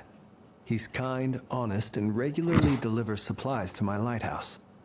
A true Ratnik to the core. In that sense, he puts me to shame. So you're what? A fake Ratnik? Come on, why the Sorry. I'm not even gonna bother trying to hide it. You've known all along, haven't you, my friend? Now, that was an awkward silence. Let's just keep this between ourselves. Probably best if Itlua doesn't know, huh? That goes without saying. Gotta be careful what you share with youngsters, after all. Anyone else in the know? Let me guess. The Traveler in Paimon? It's dangerous being too sharp for one's own good, you know. Then, in the name of the Animo Archon Barbados himself, I swear, your secret's safe with me. When we went for drinks, you said that you and Barbados were practically best buds. In the light of that claim, do you really expect me to take your oath seriously? Of course. Just as long as you don't go spreading around the fact that I'm close with Barbados, all right? They are drinking buddies!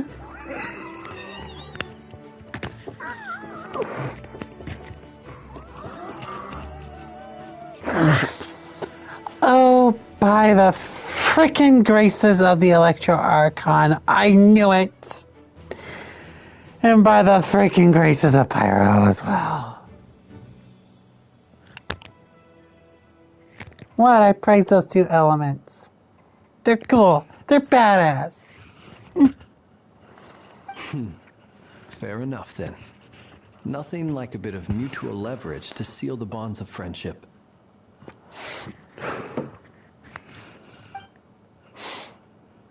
You know what? Fuck it. I'm gonna pour myself another freaking wine, a glass of wine, you know? It's weird. I'm actually pouring myself another glass of freaking Japanese wine. Well, it's always good to have a first on my stream, pouring from a glass bottle of imported Japanese wine here in America.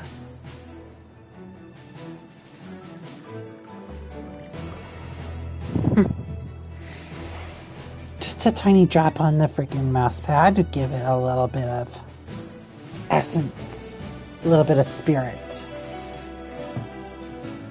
A little sacrifice here or there doesn't matter much in the grand scheme of things when it comes to war. Let's go talk to Dainsliff now. After I drink my blue potion,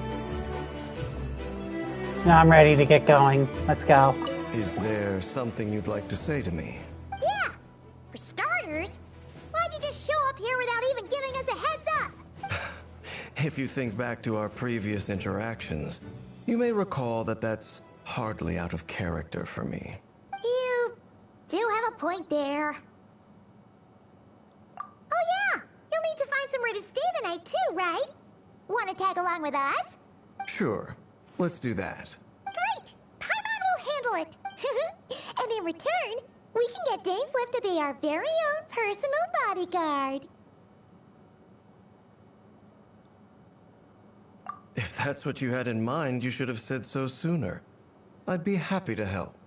Oh, okay then. Anyway, since we're all here together, we might as well watch each other's backs. That's just what friends do, right? Indeed. Thank you. Oh, boy. Yeah, we just ripped into him.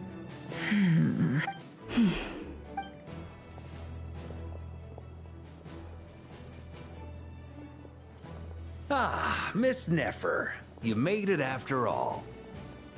But what about Yehoda? I'm here to give you an update on how things are going on our end. Once this is over, I'll be heading straight back to continue my work. I left Yehoda back at the Curatorium to watch over things while... So much for just this once. Shh. then suddenly decides to back out. Did you say something? I didn't say anything. Right, Flint's? Must have been a frog. They get so noisy around here at nighttime. Anyway, before we begin, there's a few introductions to make. Let me start by saying that it's an honor to be speaking before so many distinguished colleagues and collaborators. First up, we have Miss Lauma. As Moon Chanter, she's the leader of the Frost Moon Scions, a local religious community in Nodcry. Then there's Miss Nefer, boss of the Curatorium of Secrets, an intel gatherer extraordinaire. Nefer is leading the investigation into Rerer's background, assisted by Yehoda and Lauma. From the little I've heard, they're making some great progress. Over here, we have Mr. Flint's, a ratnik and guardian of the abandoned lighthouse. In our last operation, he courageously distracted the Wild Hunt to buy time for the rest of us. For those of you who've never met, this is Mr. Albedo, a renowned alchemist and captain of the Knights of Favonius investigation team. By his side is a new face for us all, myself included, Mr. Durin, who has come to lend his aid. Next up, we have the Moon Maiden and former Fatui Harbinger, Miss Columbina. Then we have the Traveler, who's earned more titles than I could possibly hope to list out, so I'll spare you the rundown. And Paimon, the ultimate travel companion and quite possibly the best guide in all of Tevat. Whoa! That's a lot of people! Miss Nefer, it looks like you might have another job coming your way, so, congratulations on the booming business, I guess. You think I haven't got enough on my hands as it is? Who's looking for me now? That would be me, Miss Nefer. I have a commission for you. And you are? Who I am doesn't matter right now. What does matter is that I'd like you to gather more intelligence about the Recher of Solnari. Well, it's not as if we never take on anonymous commissions. But in your case, I'll have to decline. I'm gonna take a wild guess and say your job's probably more hassle than it's worth. It's my eyes, isn't it? Conrian, I assume. And what's with the mask? Are you trying to hide your identity? In any case, the fact that you're even still alive raises an awful lot of questions for me. My name is Dainsleif. And yes, I am from Conria. As I'm sure you're aware, the Recher of Solnari's real name is Rerir. He was once an acquaintance of mine. Really? Then you must have been quite an influential figure yourself. You flatter me, but none of that matters anymore. My point was simply to clarify why I have asked Miss Nefer to investigate Rerir's background. So you're both from Conria, and it sounds like you used to be friends? What am I missing here? Surely you already know how he became one of the Five Sinners. I'll tell you everything I know. The history of Conria, the names and identities of the Five Sinners. I remember it all like it was yesterday. I have never spoken openly of this before. But the truth was exactly as people say. The Five Sinners were each driven by their own desires, and it was by playing upon these that the Abyss tempted them to their fall, tearing Conria apart in the process. The visionary, Vedafenir, who wished to foretell the future. The wise, Haroptatir, who sought limitless knowledge. Gold, Rhindaughter, who desired to create life. The foul, Sertologi, who pursued supreme strength. And last, but not least, Recher of Solnari, Rerir, Ravager of the Moon. Of the five, Rerir is the only one who remains a mystery to me. He never harbored grand ambitions. So what changed in the space of a single night? How did he come to fall like the others? That's still a mystery even to me. Oh well. In other words, you're saying that his change came as a shock to you, and you have no idea what actually happened? That's right. You mentioned how the Abyss tempted them, which led to their fall. But what did that look like in practice? And what other context can you give me about the events of that time? The more detail you can give me, the better.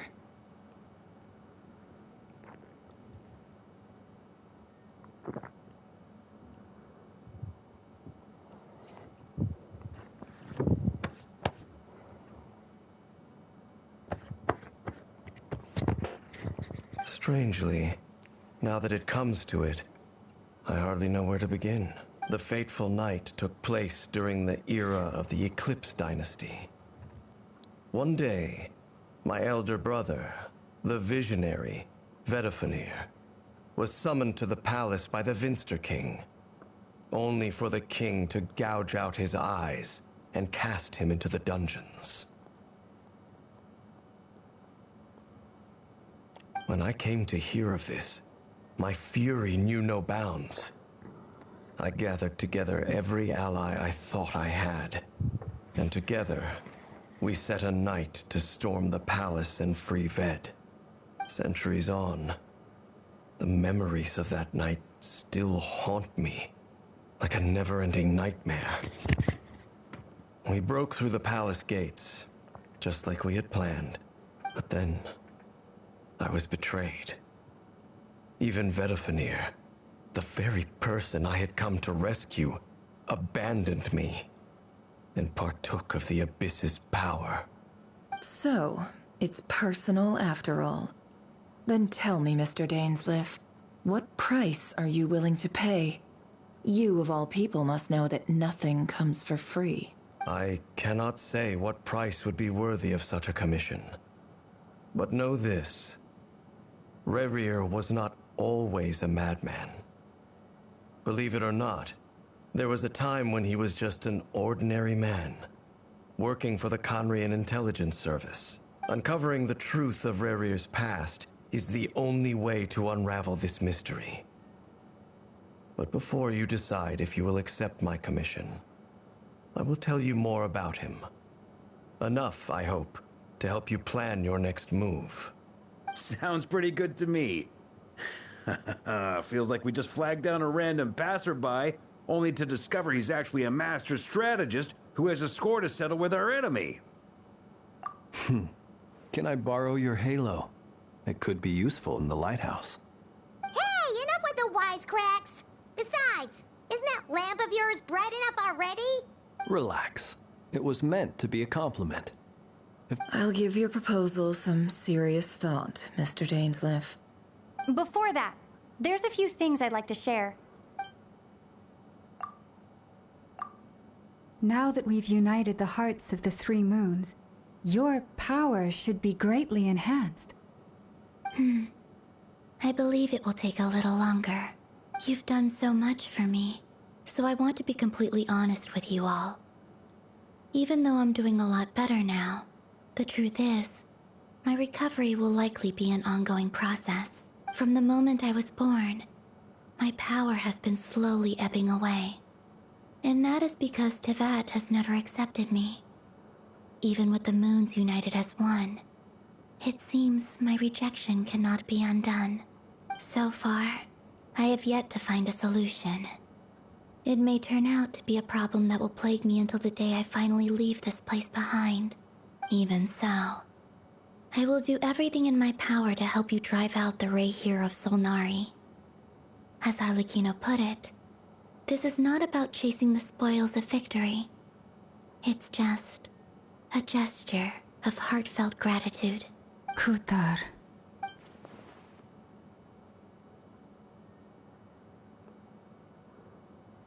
She seems a lot more energetic, and positive than she did when we first met. Defeating the Reihir of Solnari will be no easy task. While my strength slowly recovers, we'll also need to gather more intel. Naturally. We should take all the help we can get if we hope to defeat him. We've considered several viable plans now, but our choice hinges on the answers to a few key questions. Is it even possible to kill Rerir? What experiences shaped the person or monster he became? And what's he really after? Given Albedo's expertise in alchemy, I think we should leave him to try and answer the first of these questions. Understood. As for the other two, I'm afraid we'll have to count on you again, Miss Nefer. Believe me when I say it's not my wish to burden you. Right now, relying on your skills is our only option. So you're placing all your hopes on me, huh? You sure have a talent for changing your tune, Miss Moonchanter. Timid like Yehoda one moment, then flinches insincere flattery the next. Ladies, please. I must object to your portrayal of me. That's all. Feel free to keep bickering. Just pretend I'm not here. I almost don't want to leave this room. I'm curious to see how this plays out. I have faith in you, Miss Nefer. Something tells me you'll stand by us until the very end. Oh? And what makes you so sure of that? This isn't about the money. I can sense that you've got a deep-seated distaste for Rerir. And knowing you, that alone is motive enough. Look at them getting along so well. Like two peas in a pod. And I'm the one they accuse.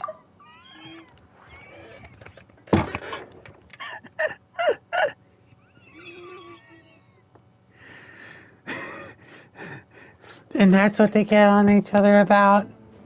Is the two piece in the puffer? Oh, God.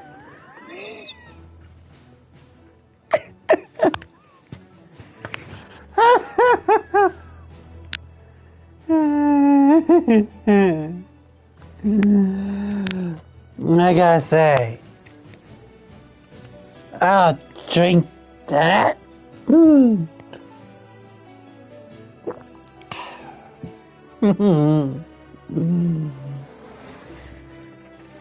Oh, what a freaking day, huh? And I'm the one they accuse of insincere flattery. There is no justice. Miss Lauma, you have to understand something. Is that right? Anyway, we've got our plan, so let's get moving.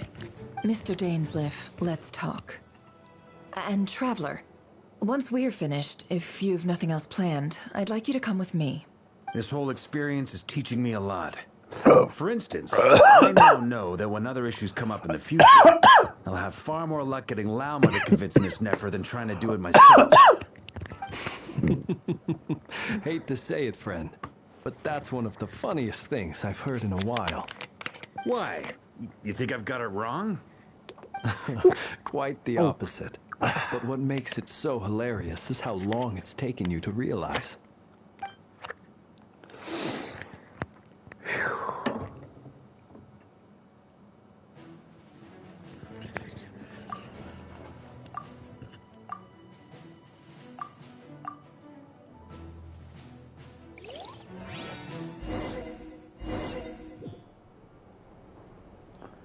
Such means that we got a lot of fucking shit to fucking work on.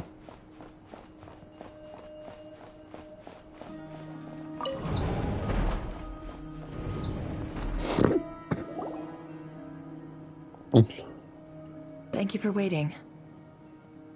It's okay. We actually used the time to help Dainsleif get a room at the hotel. That's very considerate of you. Now, I trust you share my curiosity about Rerir's past. And we spoke at some length after the meeting. He was the one who suggested I should invite you to join this operation. Dane has a lot of faith in us. Likewise.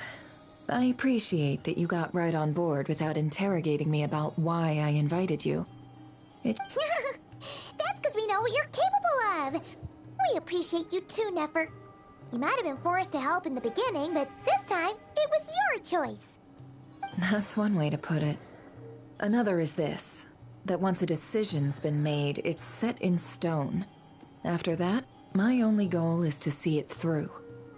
Alright, so here's how it is. I'm going to access Rerir's thoughts again using my confidential method.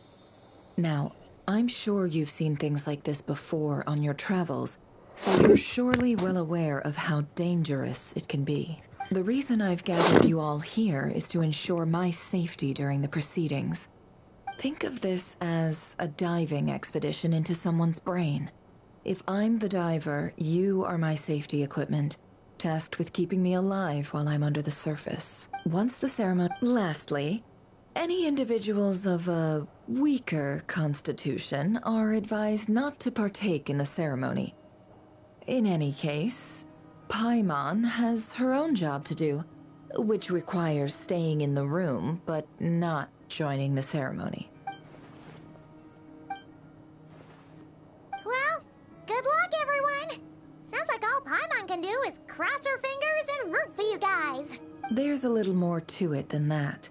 I was being serious when I said you have a job to do. While the rest of us are inside Rarir's mind, it's imperative that we have a team member on the outside. In the event that something goes wrong, you will be our first responder. I don't anticipate any issues, but the extra level of safety will be greatly appreciated. I second that. This is a dangerous operation here, and you're our whole rescue team. That's pretty much the most important job in the crew. So, Paimon's like the lifeguard? Good. Please, take a seat.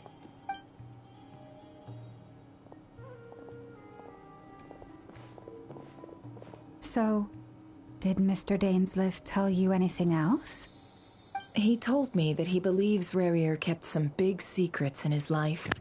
He's not sure that they were the cause of his eventual downfall, but he's asked me to uncover what those secrets were all the same. But surely you're not planning to go through with this, no matter the cost. If you think that, you'd be overestimating me. I'm a businesswoman, not a mercenary. But I do have my own professional reasons for taking this job. You think I'd turn down the opportunity to get a first-hand glimpse into Conrian history? No chance. Well, as long as you don't let morbid curiosity get in the way of safety concerns, we're good. We'll do whatever we can to help you. You're such a killjoy.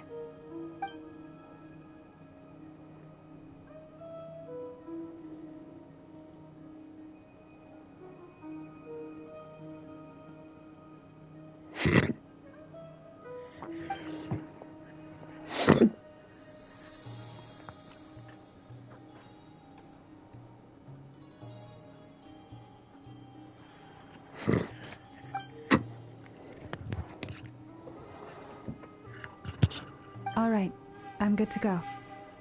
All set over here, too. Promise, Paimon, you'll be extra careful. All right. Let your whole body relax. We're about to close your eyes. Phew.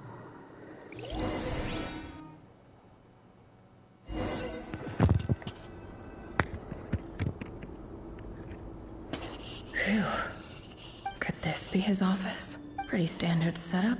According to Dainsleif, Rarir used to be an intelligence operative. Is this where you keep your secrets, Rib?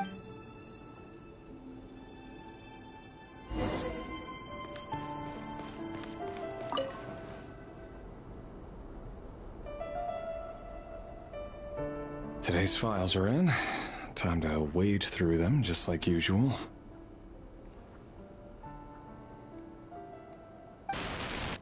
Male, 51. Occupation, cook. Confirmed Crimson Moon descendant. Has maintained frequent contact with other descendants over the past year. Poses a threat to the dynasty. Neutralized.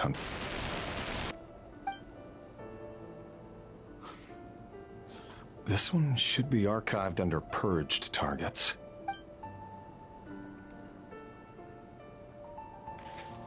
Female, 23. Occupation, office clerk. Confirmed Crimson Moon descendant. Has maintained frequent contact with other descendants over the past year. Poses a threat to the dynasty. Neutralized. Another one for purged targets. Sounds like she was that other man's daughter. Never mind. What's it got to do with me? Male, 40. Occupation, teacher. Confirmed Crimson Moon descendant. Has been observed making contact with other descendants during the past year. Poses a threat to the dynasty. Neutralized on... Just another nobody for the archive. Come to think of it, I remember surveilling this man. A case like his never would have been considered a priority in the past. Huh. He barely even interacted with other Crimson Moon descendants.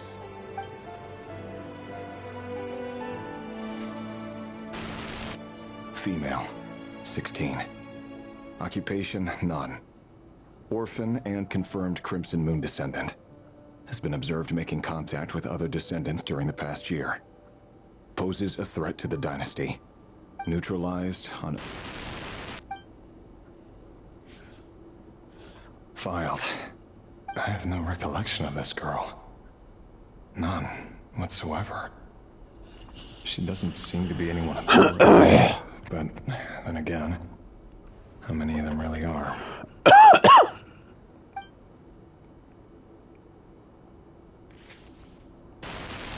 Female, 13. Occupation, none.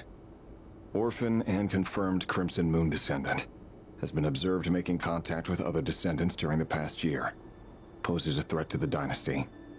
Neutralized on... Filed.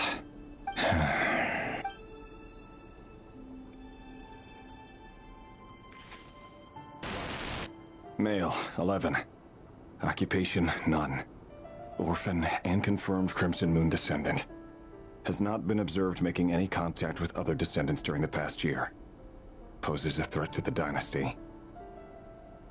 Neutralized and...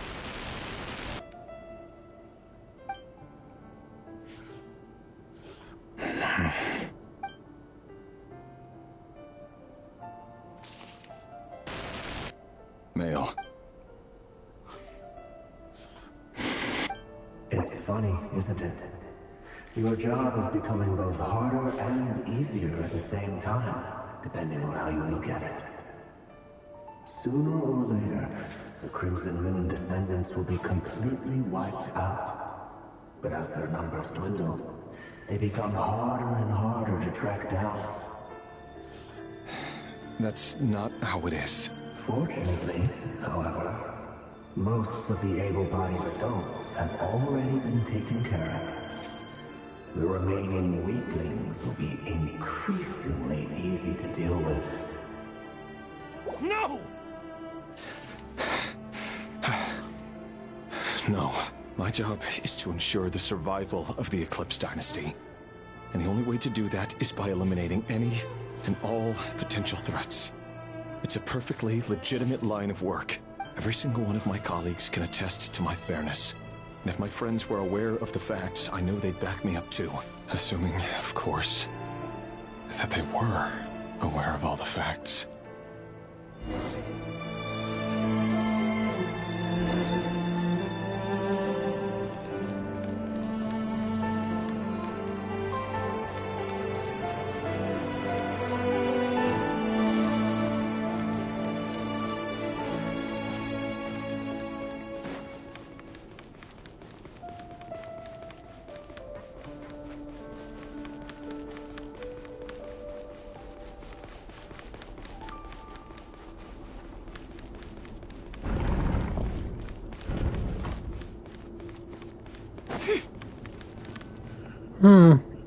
Mr. Vedelfnir, it's been quite some time since we last met. Revier, I trust you're here because you have something important to discuss.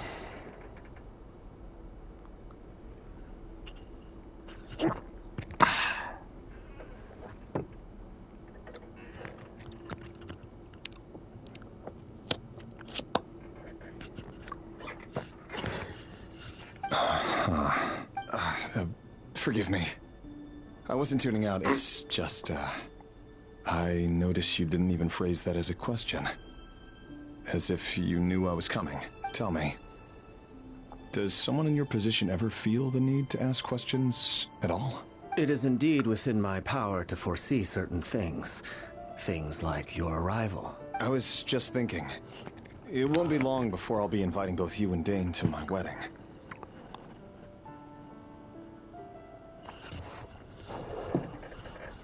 That isn't a lie, but nor is it a fact as such. It's a wish, isn't it? No fooling a prophet, is there? Ever since that day we met for drinks... Does it feel good? Knowing how the future will unfold. I'm afraid the notions of good and bad fail to capture the complexity of what such a power entails. Once you've seen what will come to pass, it can be all too easy to succumb to fear and melancholy. Unless, of course, you learn to abandon these feelings. You fear my silence, and long to hear the words I left unspoken that day. That's right. You must have noticed my reluctance to broach the subject.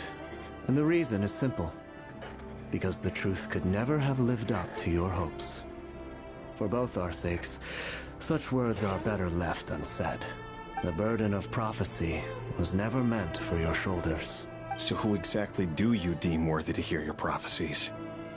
None but our exalted king?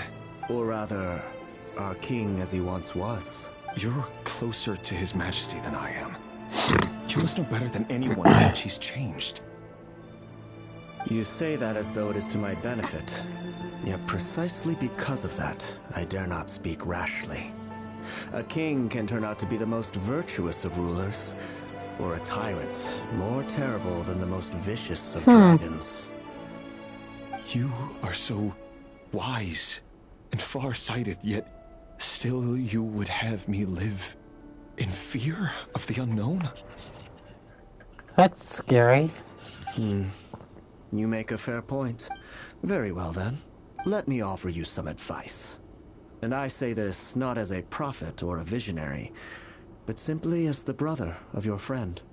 For many reasons, there is very little chance of your marriage ending in happiness. If happiness is what you seek, you should find another fiancé. Uh-oh. Hold on. There's that same black fog again. Could this memory... Wait. Hear me out. This time we finally got a clear look at his face and learned his true identity. His name is Rayrir, and he claims to be one of the king's guards. What did you say? A cruel irony, isn't it? Why? Simple. I want you to... No, absolutely not.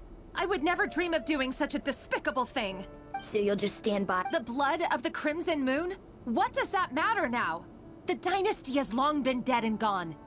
You think that alone is reason enough for me to throw away everything I have? Why wouldn't it be? You two were once a... As long as you promise to abandon this pipe dream of restoring your dynasty, I can try to persuade him. Or have him persuade the Vinster King. Persuade the Vinster King? Do you even know why he... The Vinster... If you can't bring yourself... The Rayrir, that really is quite a secret you've been keeping from me, but who am I to talk? Love should be built on honesty. But ours was born from lies. Is it really so wrong to Vedifulnir that I won't just sit by, no matter who...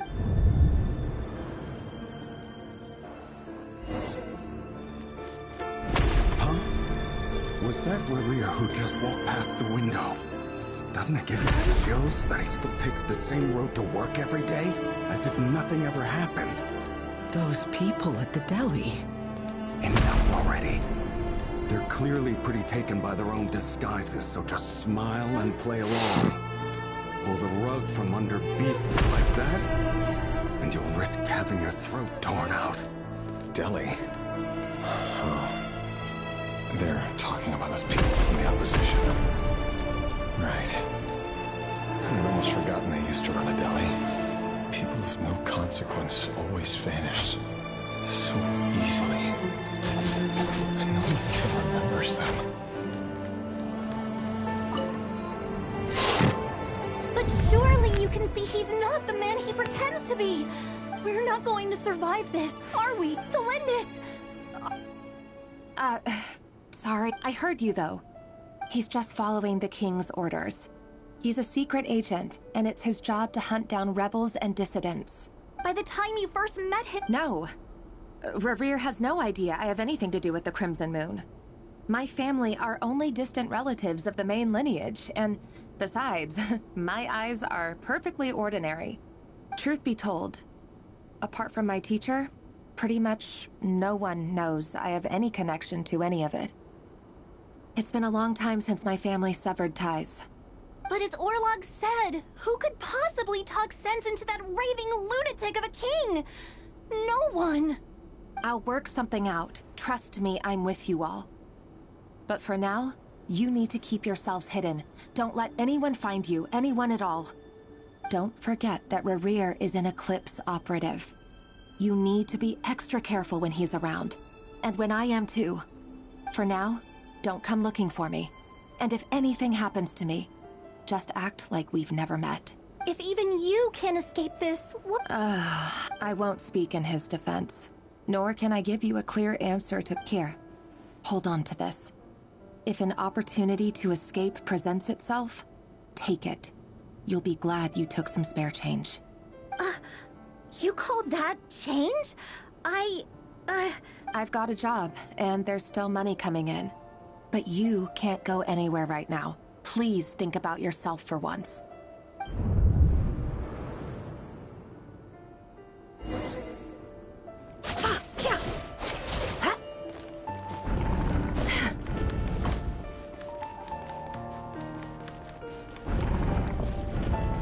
Another day, another round of assassination training. Training ground is just beyond this hidden passageway. When you kill a person, doesn't it bother you when you end up covered in their blood? Why would it? Oh. Make sure you have a firm grip on the handle. Then choose your angle well. Keep your movements light and brisk. And the prey won't sense a thing. How about no one ever dies quiet against your hand? I work clean. No traces.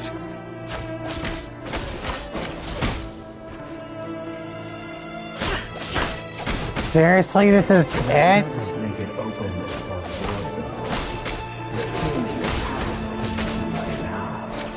what if someday he doesn't? That won't happen.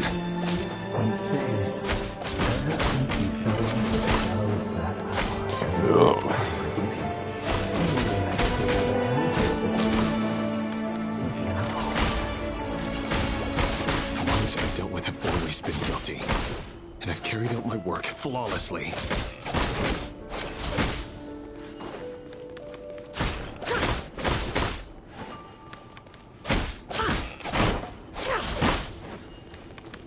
How long does this go on?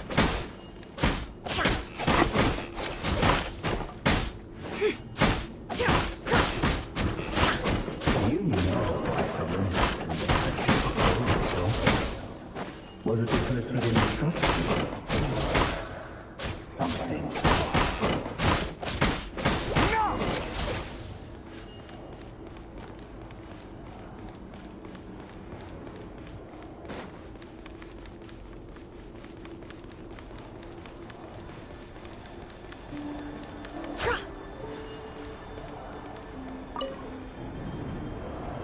The Lindis. Do you... Orla. The boy who was pretending to sell flowers. Yes, what about it? He was arrested 2 days ago. Chances are he's already dead. He... I just don't get it! After everything he's done, why do you still stand by him? Or does it mean nothing to you that people keep dying? No, that's not... I need to go now, Thelindis. They're looking for us. You take care too. If you ever need a place to hide, come find us.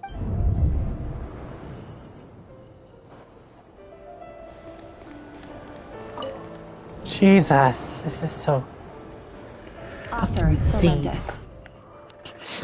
Over the course of this week, the research object was subjected to interference for a total of 47 hours for experimental purposes. All subjects of observation that no progress, what things are getting worse by the... But... if all this research comes to... But... Could he really bring himself to kill me? No.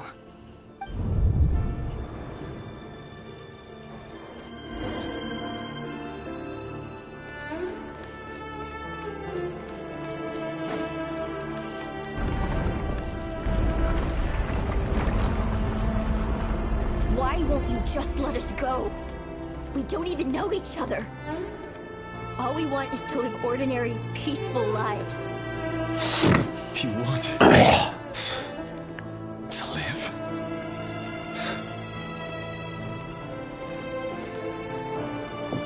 Yes.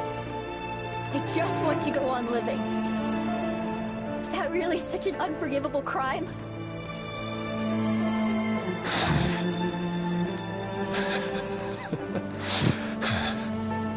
You want to go on living. I want to keep living too. To keep living forever. That's why I have no choice but to continue on the path I'm on.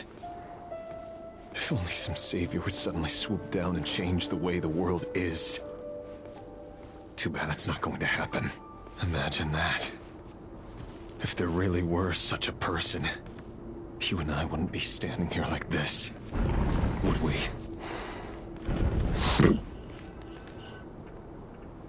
Today's files are in. Time to wade through them just like usual. No, I don't get tired of it. It's my job. And not only am I lucky to have it, I'm good at it too.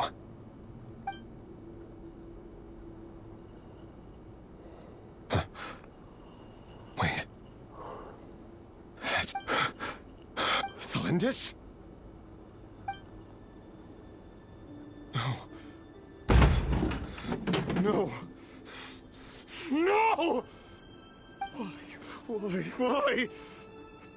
But you bear no mark of the Crimson Moon. How could you possibly have anything to do with them? It cannot be! A diluted bloodline. Carefully concealed. I see it now.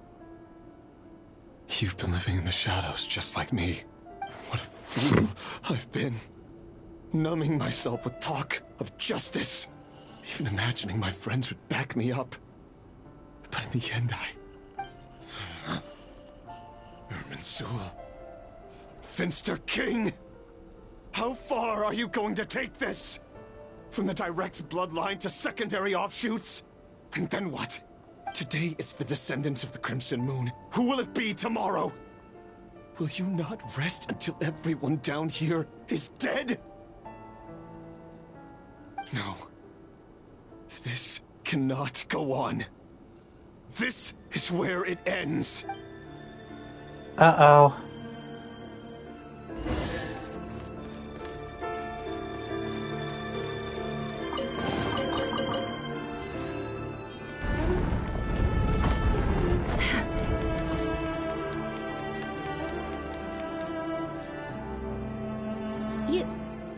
You're really letting me go?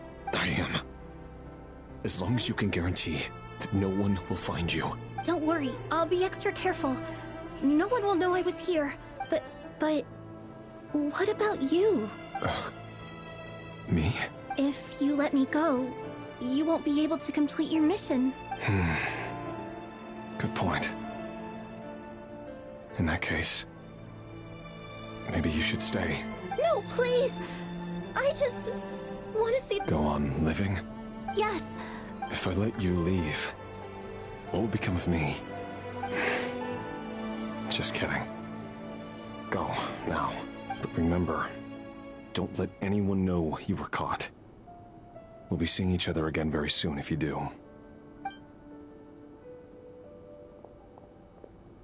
Even shadows in the dark must live by a code. But you can't save everyone. You've been whispering it. I only say this because you long for an answer to your problems. Let her go, Rerir, or you risk losing everything. I will not abandon Thalindis.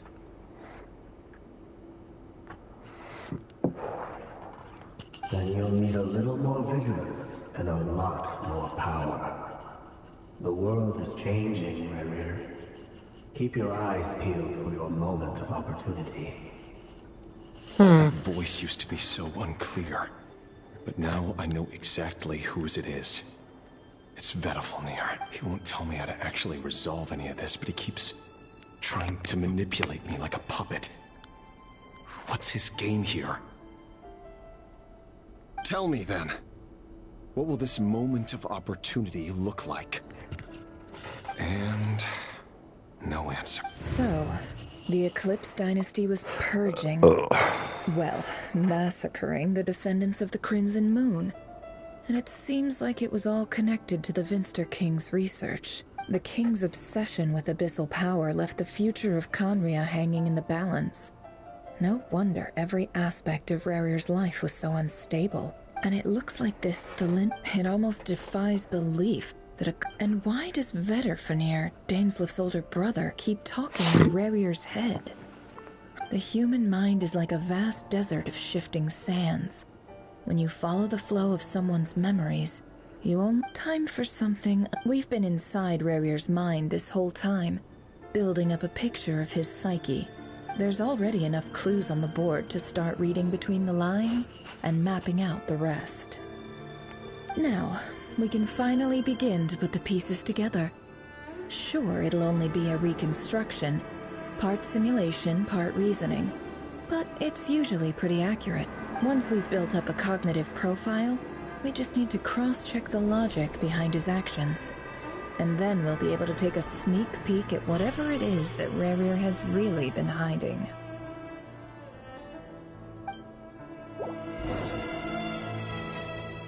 Oh, damn.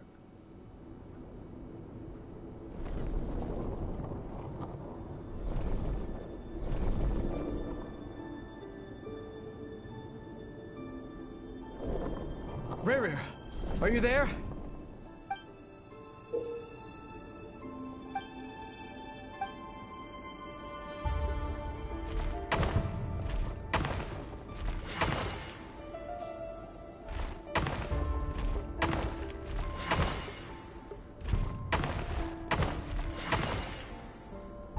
Hey, Rarir!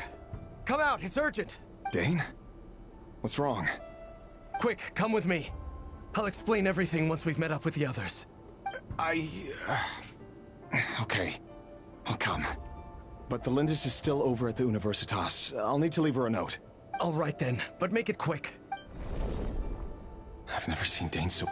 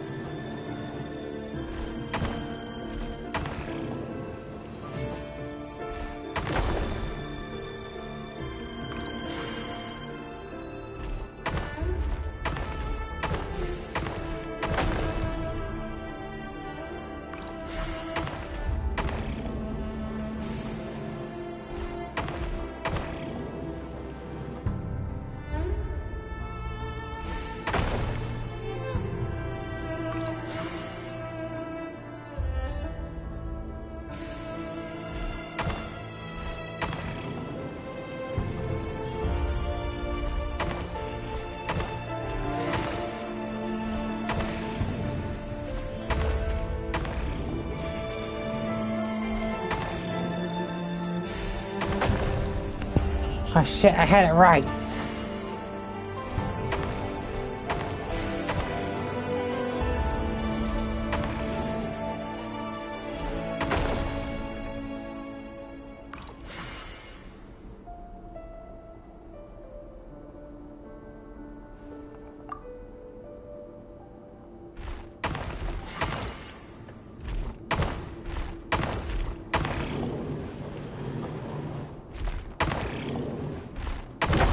Fuck, I have to go move up.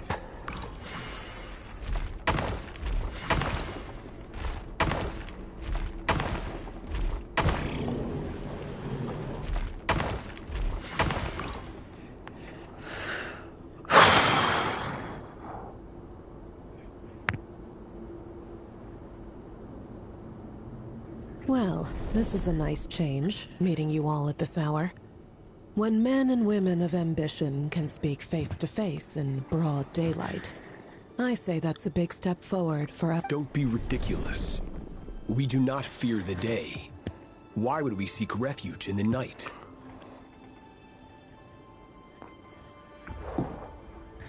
You might ask your blade that same question. I'm told it prefers the cover of darkness. The word on the street... If this is your way of offering me replacement limbs, believe me, I'll... Oh, we can Robtatir, what brings you here? Why, Dainsleif, of course. He invited me. Please, cast aside your apprehensions, Miss Rhindaughter. Well, you're president of the Universitas Magistrorum, the chief royal mage known as the Wise by royal appointment, and by far the most favored among the 4 pillars of Conria. Vice President Veet doesn't even try to hide his envy when he sees you. My success is the product of hard work and good luck. It's as simple as that. Were the king not such an extremist, I hardly think I would have received a senior post at my age.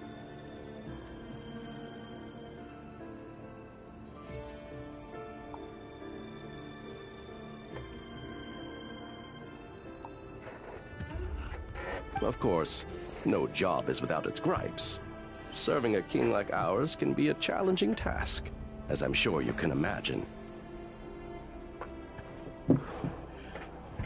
And as for Eftervit, in missing out on the presidency, he's dodged a mountain of stress. You're all here. I apologize for the short notice, but it was an emergency.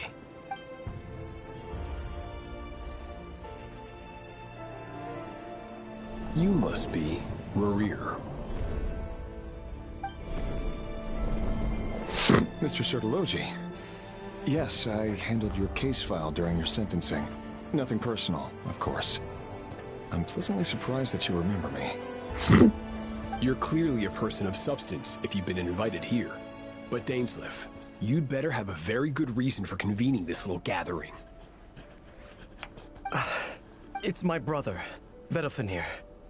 After he spoke at the court this morning, the king was so infuriated by his words that he had him blinded in both eyes and thrown in prison. Vedalfenir in prison? Strange. I thought the king trusted him and Horoptatir more than anyone else in the world. Does this mean the king's circle of trust just got even smaller? It has nothing to do with trust. I simply appease him, because it's in the best interests of the Universitas Magistrorum. And also because you're slimy. Vedalfenir, perhaps less so. But still, a visionless visionary? It rather inclines me to think that qualifications are not what get you ahead in Conria.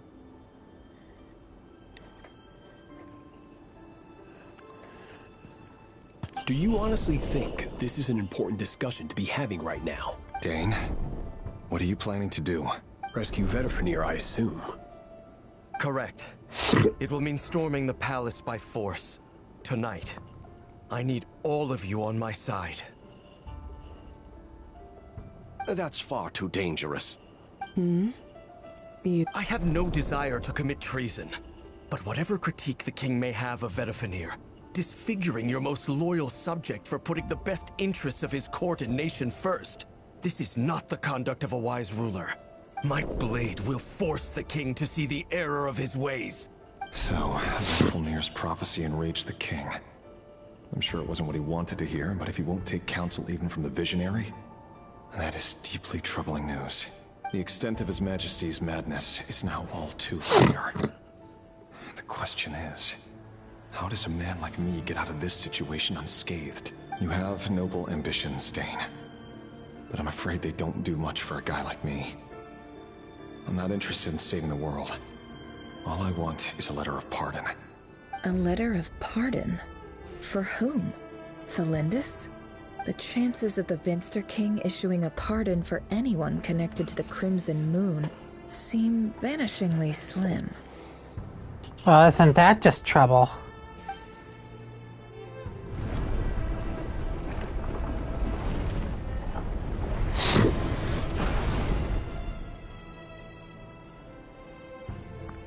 This black fog over the board must have some connection to Thelindis. But why is it taking this form? Does it have something to do with Revir's past? Another mystery on the...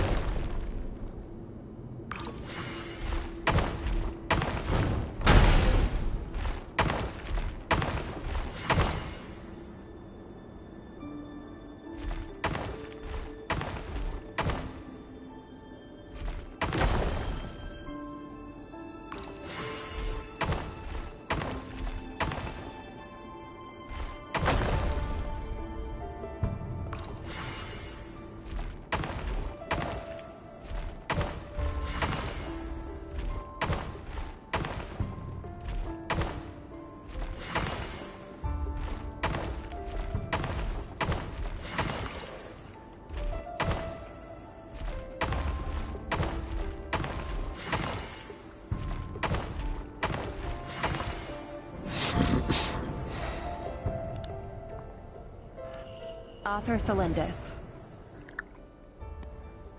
Over the course of this week, the research object was subjected to interference for a total of 60 hours for experimental purposes. The results are as follows. Research dating back to the Crimson Moon Dynasty has established 2 points regarding Moon Marrow. Firstly, its origins have something to do with a god's power. Secondly, it serves as a portal to an as-yet indeterminate location. Moon Marrow can thus be defined as a spatial gateway.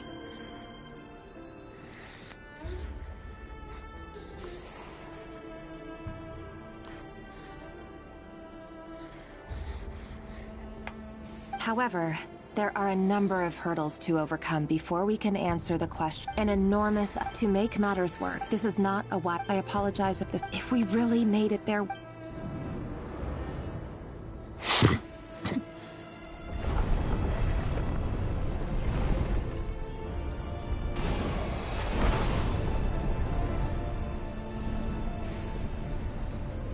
Another one?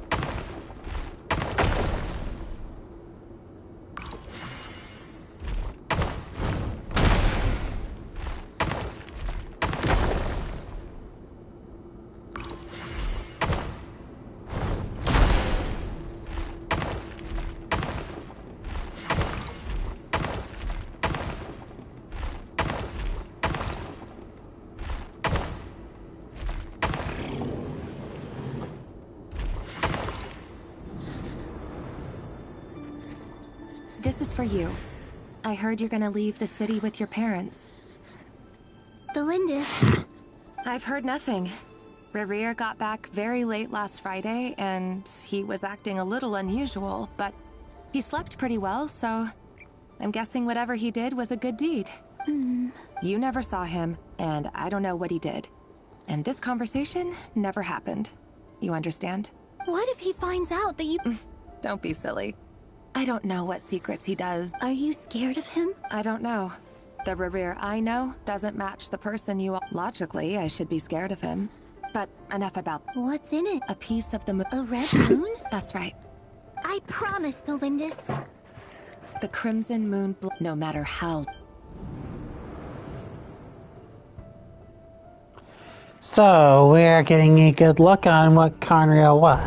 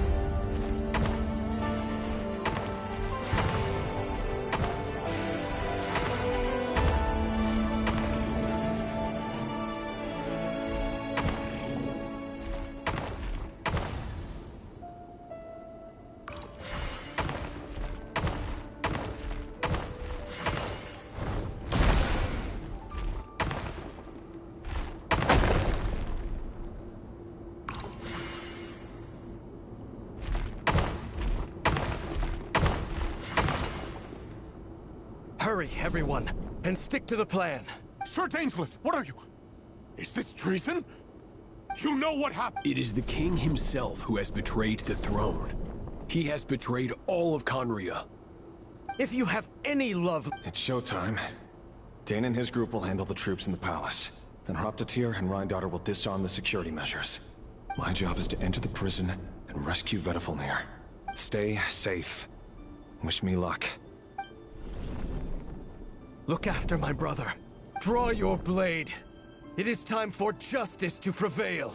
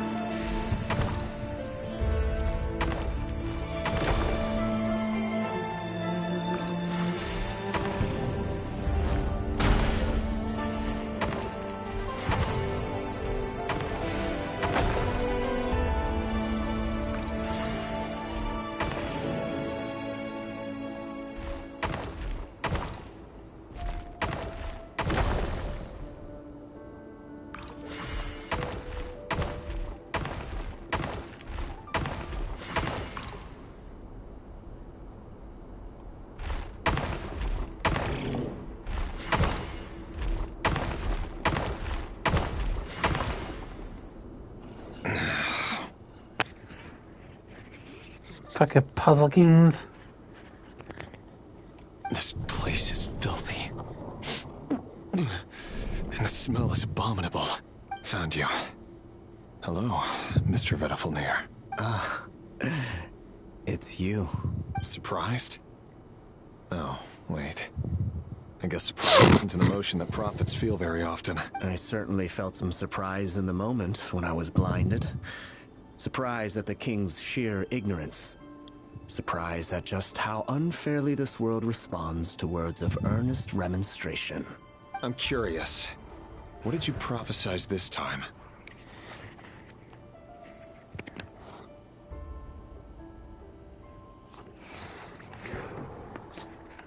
It wasn't a prophecy. It was a word of warning. Someone had to say it. The king has forsaken all reason in pursuit of his obsessions.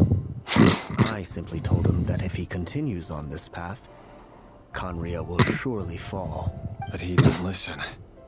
Worse still, he stabbed you in both eyes and locked you away. Dane asked for my help. The court is in complete chaos now, but I'm sure you predicted that. Everything is transpiring as I foresaw, yet I am powerless to change it.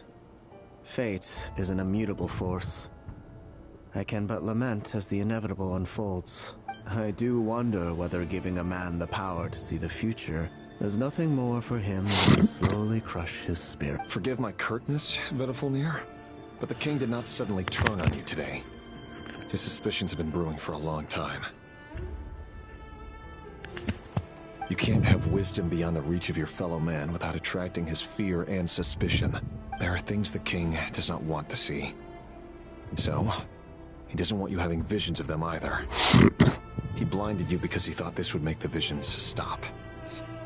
He wasn't entirely wrong. I did indeed lose my power to see the future. Right up until... Until what? Just now.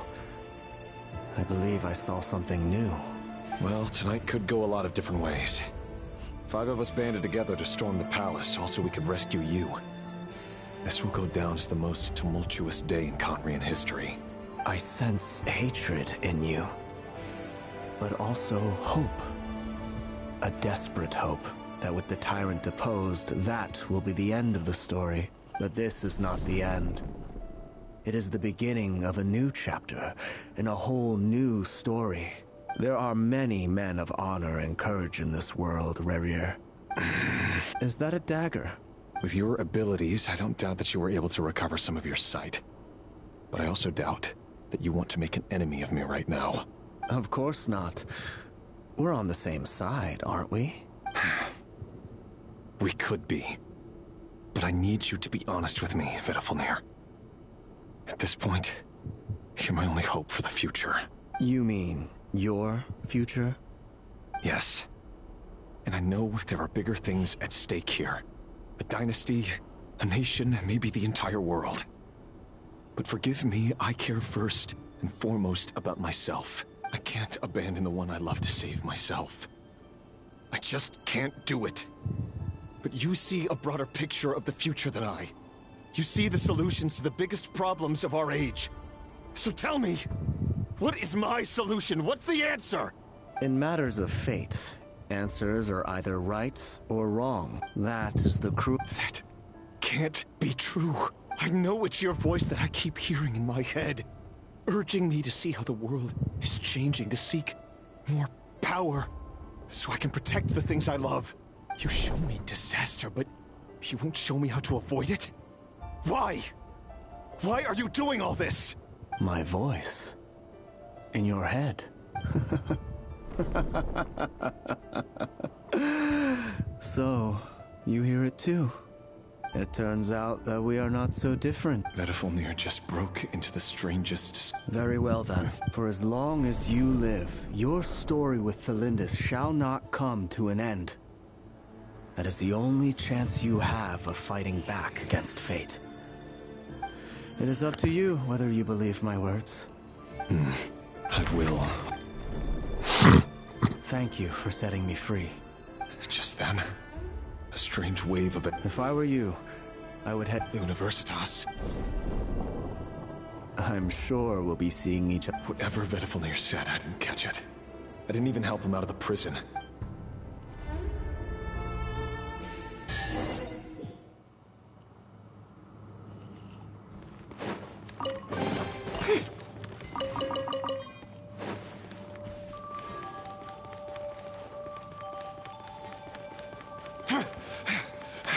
Monsters? Is this Rheindarter's doing? Or the Universitas Magistrorum? Out of my way!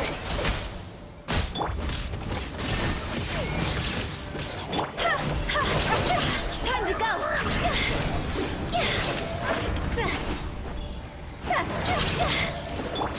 Torn to oblivion!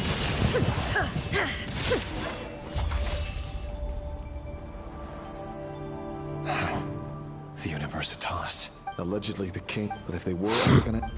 Help! Help! Hold on! Don't let them anywhere near you! Save me! I can't! Ah! That sounded like an explosion. What other means? And given it's a major center of abyss research, anyone over at the Universitas will be in grave danger. Well, certainly some things happening right now. Shower me with praise!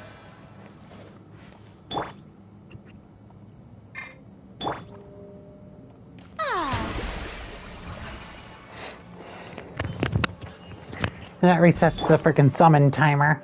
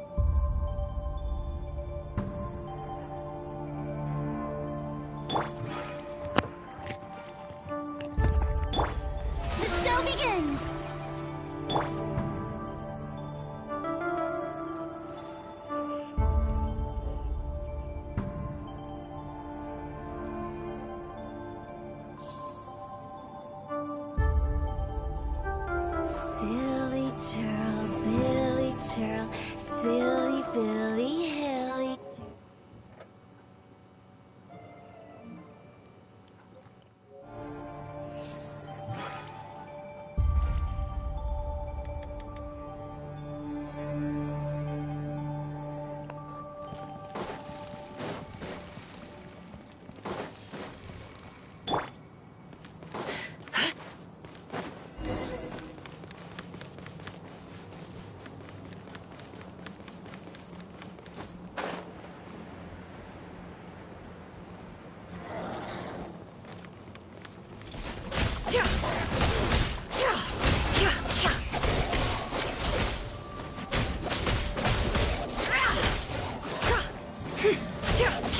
It all adds up.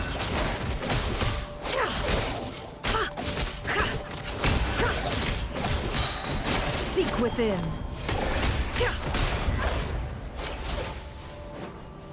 A new dawn rises!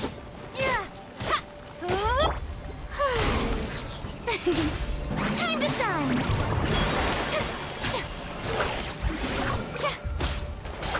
Illusion shattered! Can't hide the truth.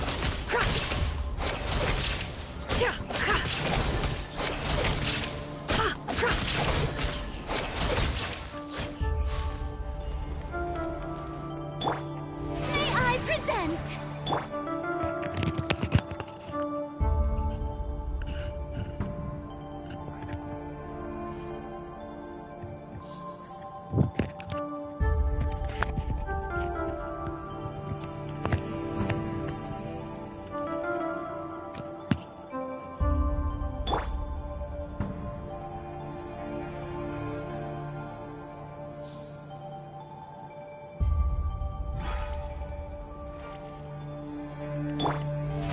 How brilliant!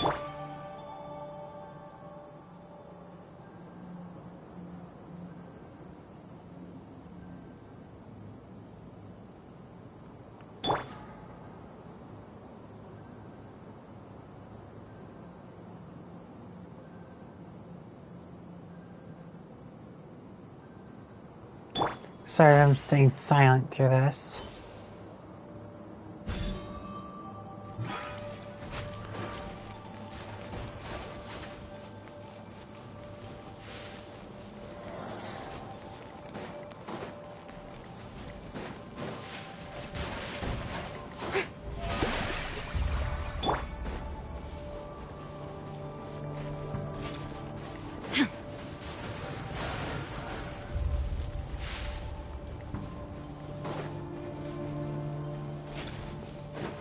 There is no escape!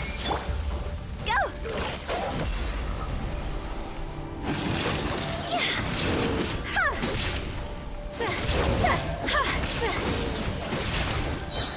Cross over!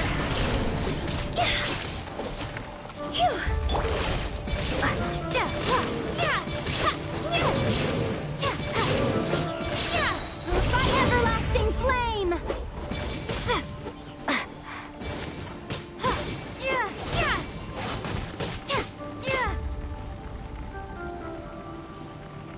Blazing light!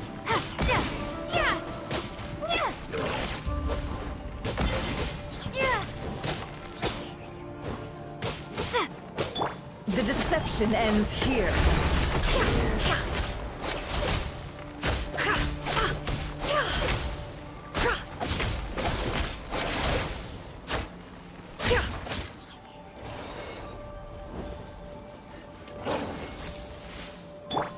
The show begins!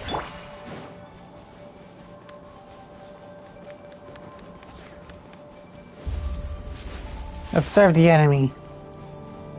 See what you're capable of. Regicide's blood money. Yeah, this definitely does have something to do with frickin' greed and everything else.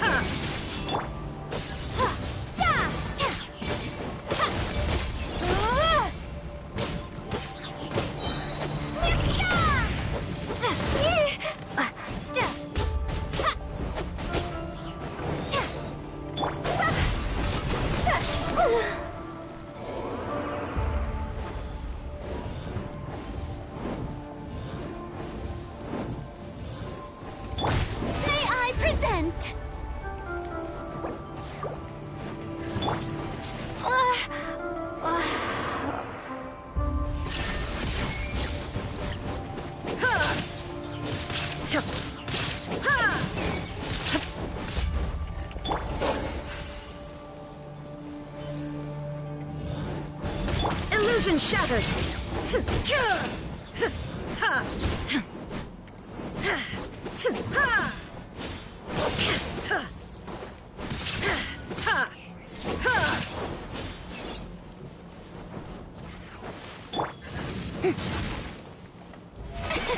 brilliant!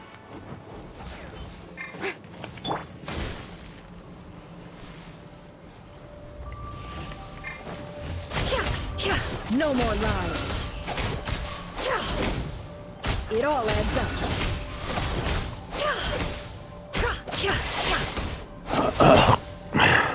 No more lies.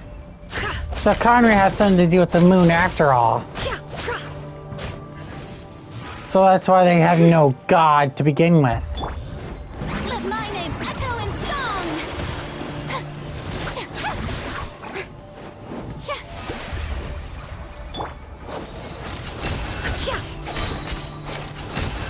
Seek within.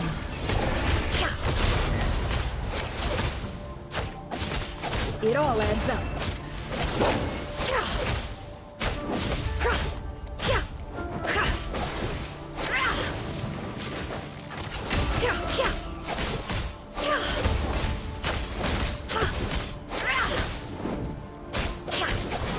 Son of a...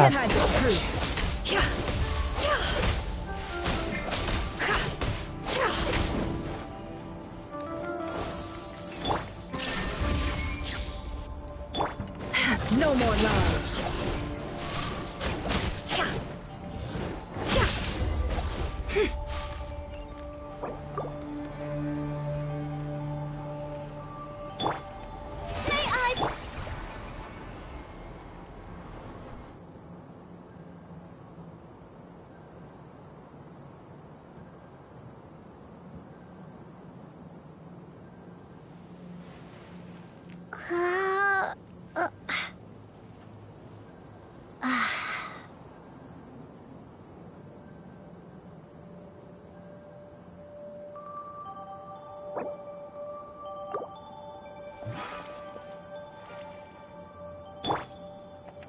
The show begins!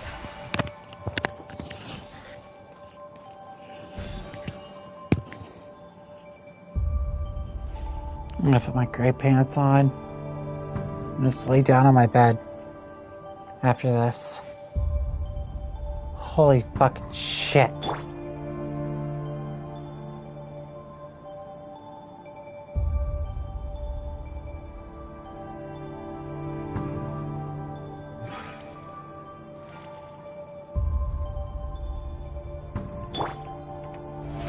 How brilliant!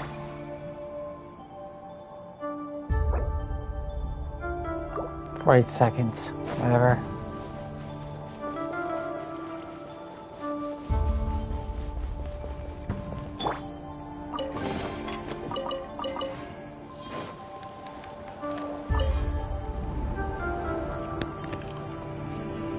Monsters! At the Universitas Magistrorum? Why now? Oh no! It's no use. The table won't hold out much more. Of course. I'm done for. Is any... Ah! Stay back!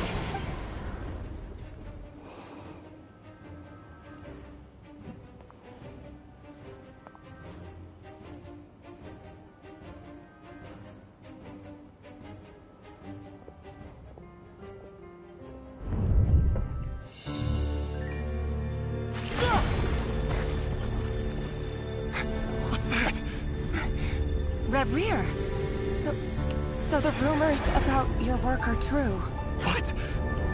No! Listen, something happened at the palace tonight. We have to leave! You don't need to lie to me anymore. What do you mean?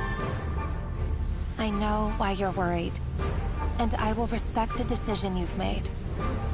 But it's okay, because I found a solution. I know how to end all this. You can have it back. The normal life you so desire. But until then, I'm afraid our wedding will have to wait. Celindus? No, don't do it! Celindus!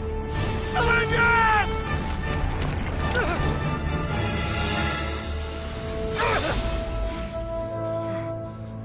I told you, Rarier. Let her go.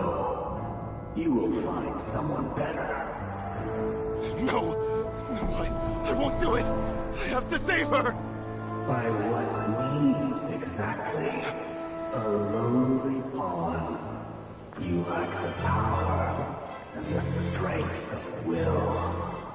Do you know a way? Tell me! Come to the palace. Join us.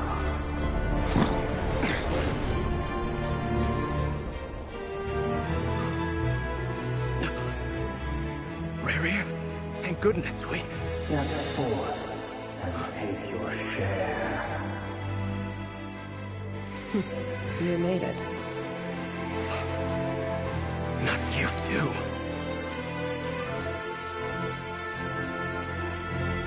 Hatred or grief, despair, desire. We all have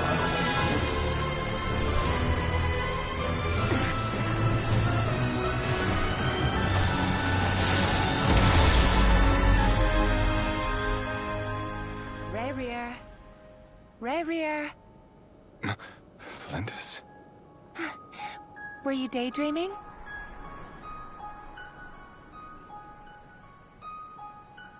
You still remember, Rarier? That question you asked me a couple of weeks ago? Oh. You mean the proposal? Yeah. I'm wondering, where do you think would be a good place to discuss it? Maybe in the garden? Or were you thinking a fancy restaurant? It's your choice.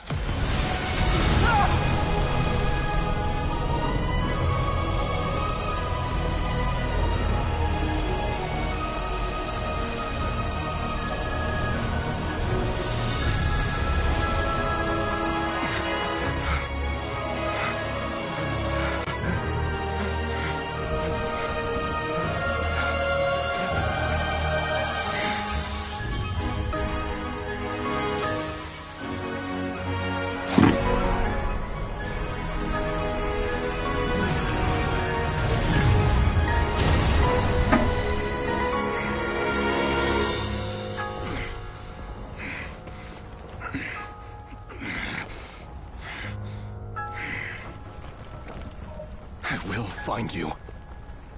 And then... you can give me your answer.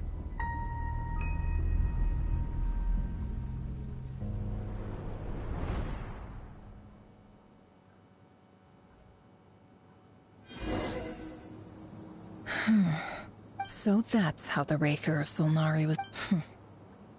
A monster created by circumstance is a monster all the same. Viewing other people's thoughts for too long can get... in a nutshell.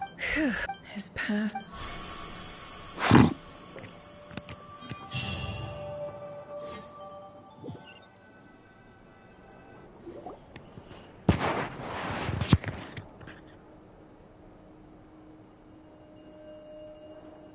Everyone, I'm back. Never! She's fine. Yes, I'm fine. You will have seen the events of Rarier's life through my thoughts. It's now clear that he is just a regular nobody, driven by personal tragedy, as he said himself. I mostly agree. There's only so much we can know about him from his memories alone, but they did give us a clear glimpse into his life in Conria. However, I would not consider Rarier to be a nobody. He was deeply involved in the events of that era. Yet, when the catastrophe of a generation strikes, nobody is safe. Sounds to me like you're speaking in riddles again. That's not what I meant. Although I do hope you choose to remain a part of the plan. Then try to remember that now. As for you, Missy... Cool! So, can you fill me in on the deets now? Patience. You'll hear the whole story, don't you worry. But let's meet up with the others first. It will save me narrating it Yehoda? Yes, boss! Let me get that door for ya. That's more like it. Forgive my curiosity, but It says I gotta do the annoying stuff that boss is too lazy to do for herself. Like opening the door, pouring the tea, yada yada. is that right? If something is in any case, there's nothing I dislike more.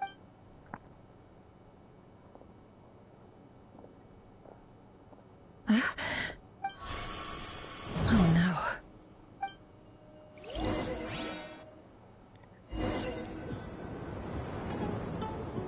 Sorry to disturb you, but we seem to have run into some trouble. Evidently so. Don't worry, I'm not about to leave you. I'm sorry. What did you hear me say? Wait. How long have I... Not long. You just... Boss, what's wrong? We've been tricked. We never left at all. Somehow I hallucinated that whole scene back at... Hallucinated? How indeed. So you control everything in here? More or less. Has anything... Only once. Is there any similarity between what... I suppose my thoughts are a little Is there anything The first clause... Meaning that... Boss, it's fine. Oh, listen. What? Yes, really. Well, anyway, I suggest everyone finds some... Even though it's just... You don't want to dismiss mental fatigue. Just be... Don't I have the... If we can find a suit... Time to rally, everyone. Follow me. As we continue our journey, the same rules will... You have my word.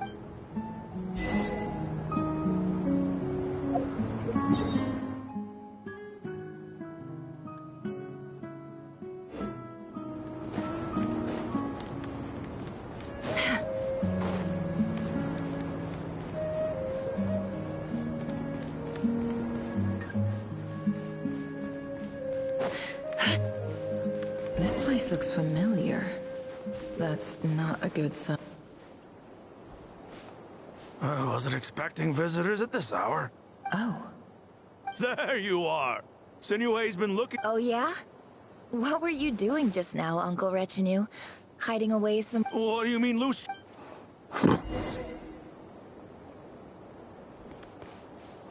Oh, fuck.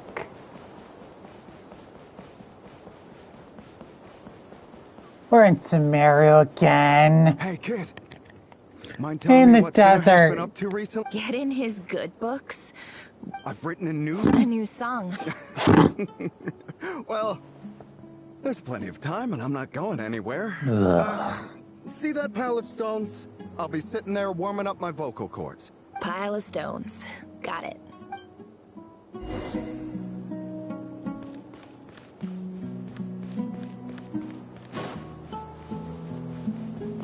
I knew I freaking recognized this place. It's Samaria. It's that one village area that's under the cliff sides in the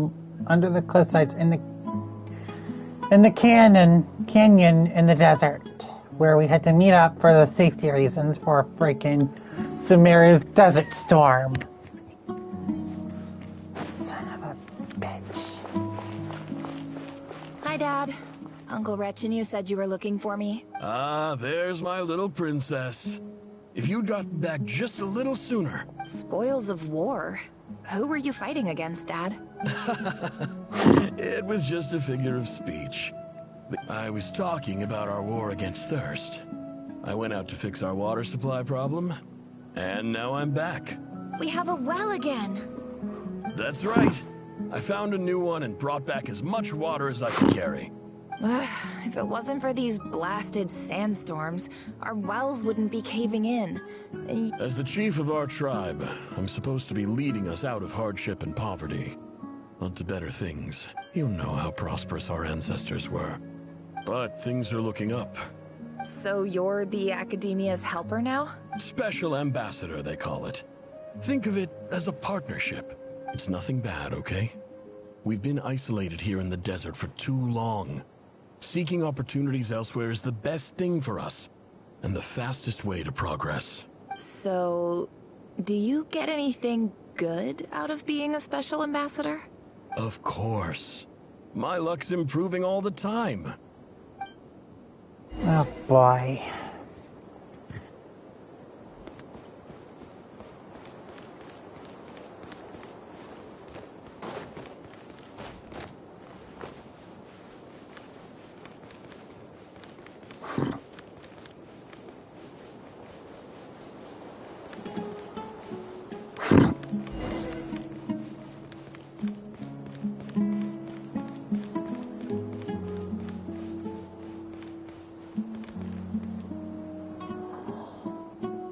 That's our well, and you know it.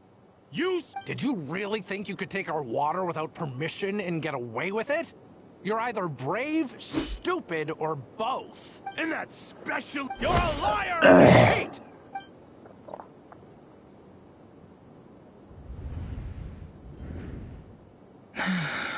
I heard Yehoda gasp. Corpses strewn across the ground.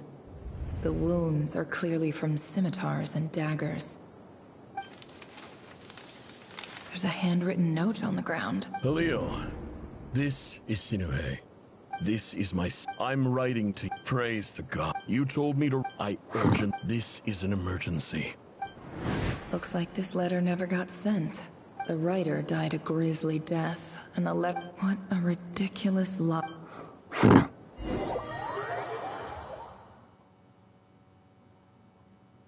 Officer. Welcome. Welcome to our humble village. I thought you would at least have the courtesy... This is the finest wine Aru village has to offer.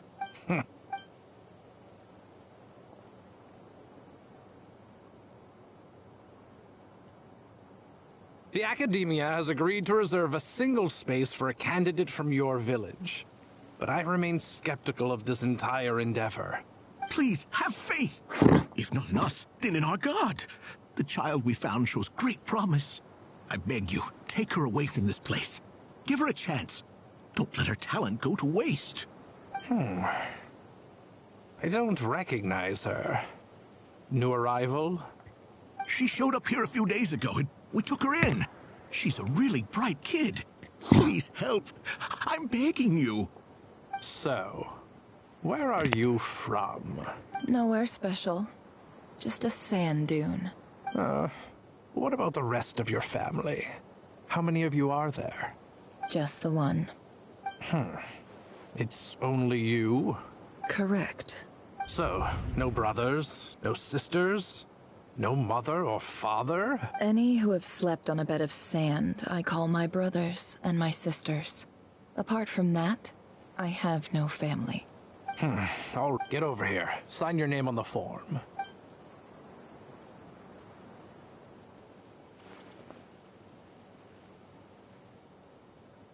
Never?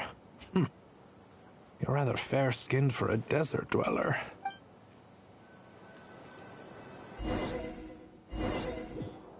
Excuse me, a lot of desert dwellers what am I doing back in Sumeru?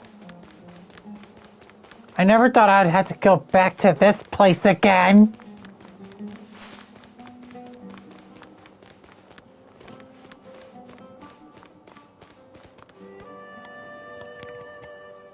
Nefer, this term's assignments have been issued already. Please read through the materials thoroughly, conduct your own additional Yes, Professor, I'm aware. I just had a couple more questions I wanted to get your perspective on. Oh? Please, ask away. Well, I saw the other students' problem sheets, and I couldn't help but notice that my assignment is much easier than theirs. Do you... A weak student? It's that one little freaking device thing that they're wearing on their ears.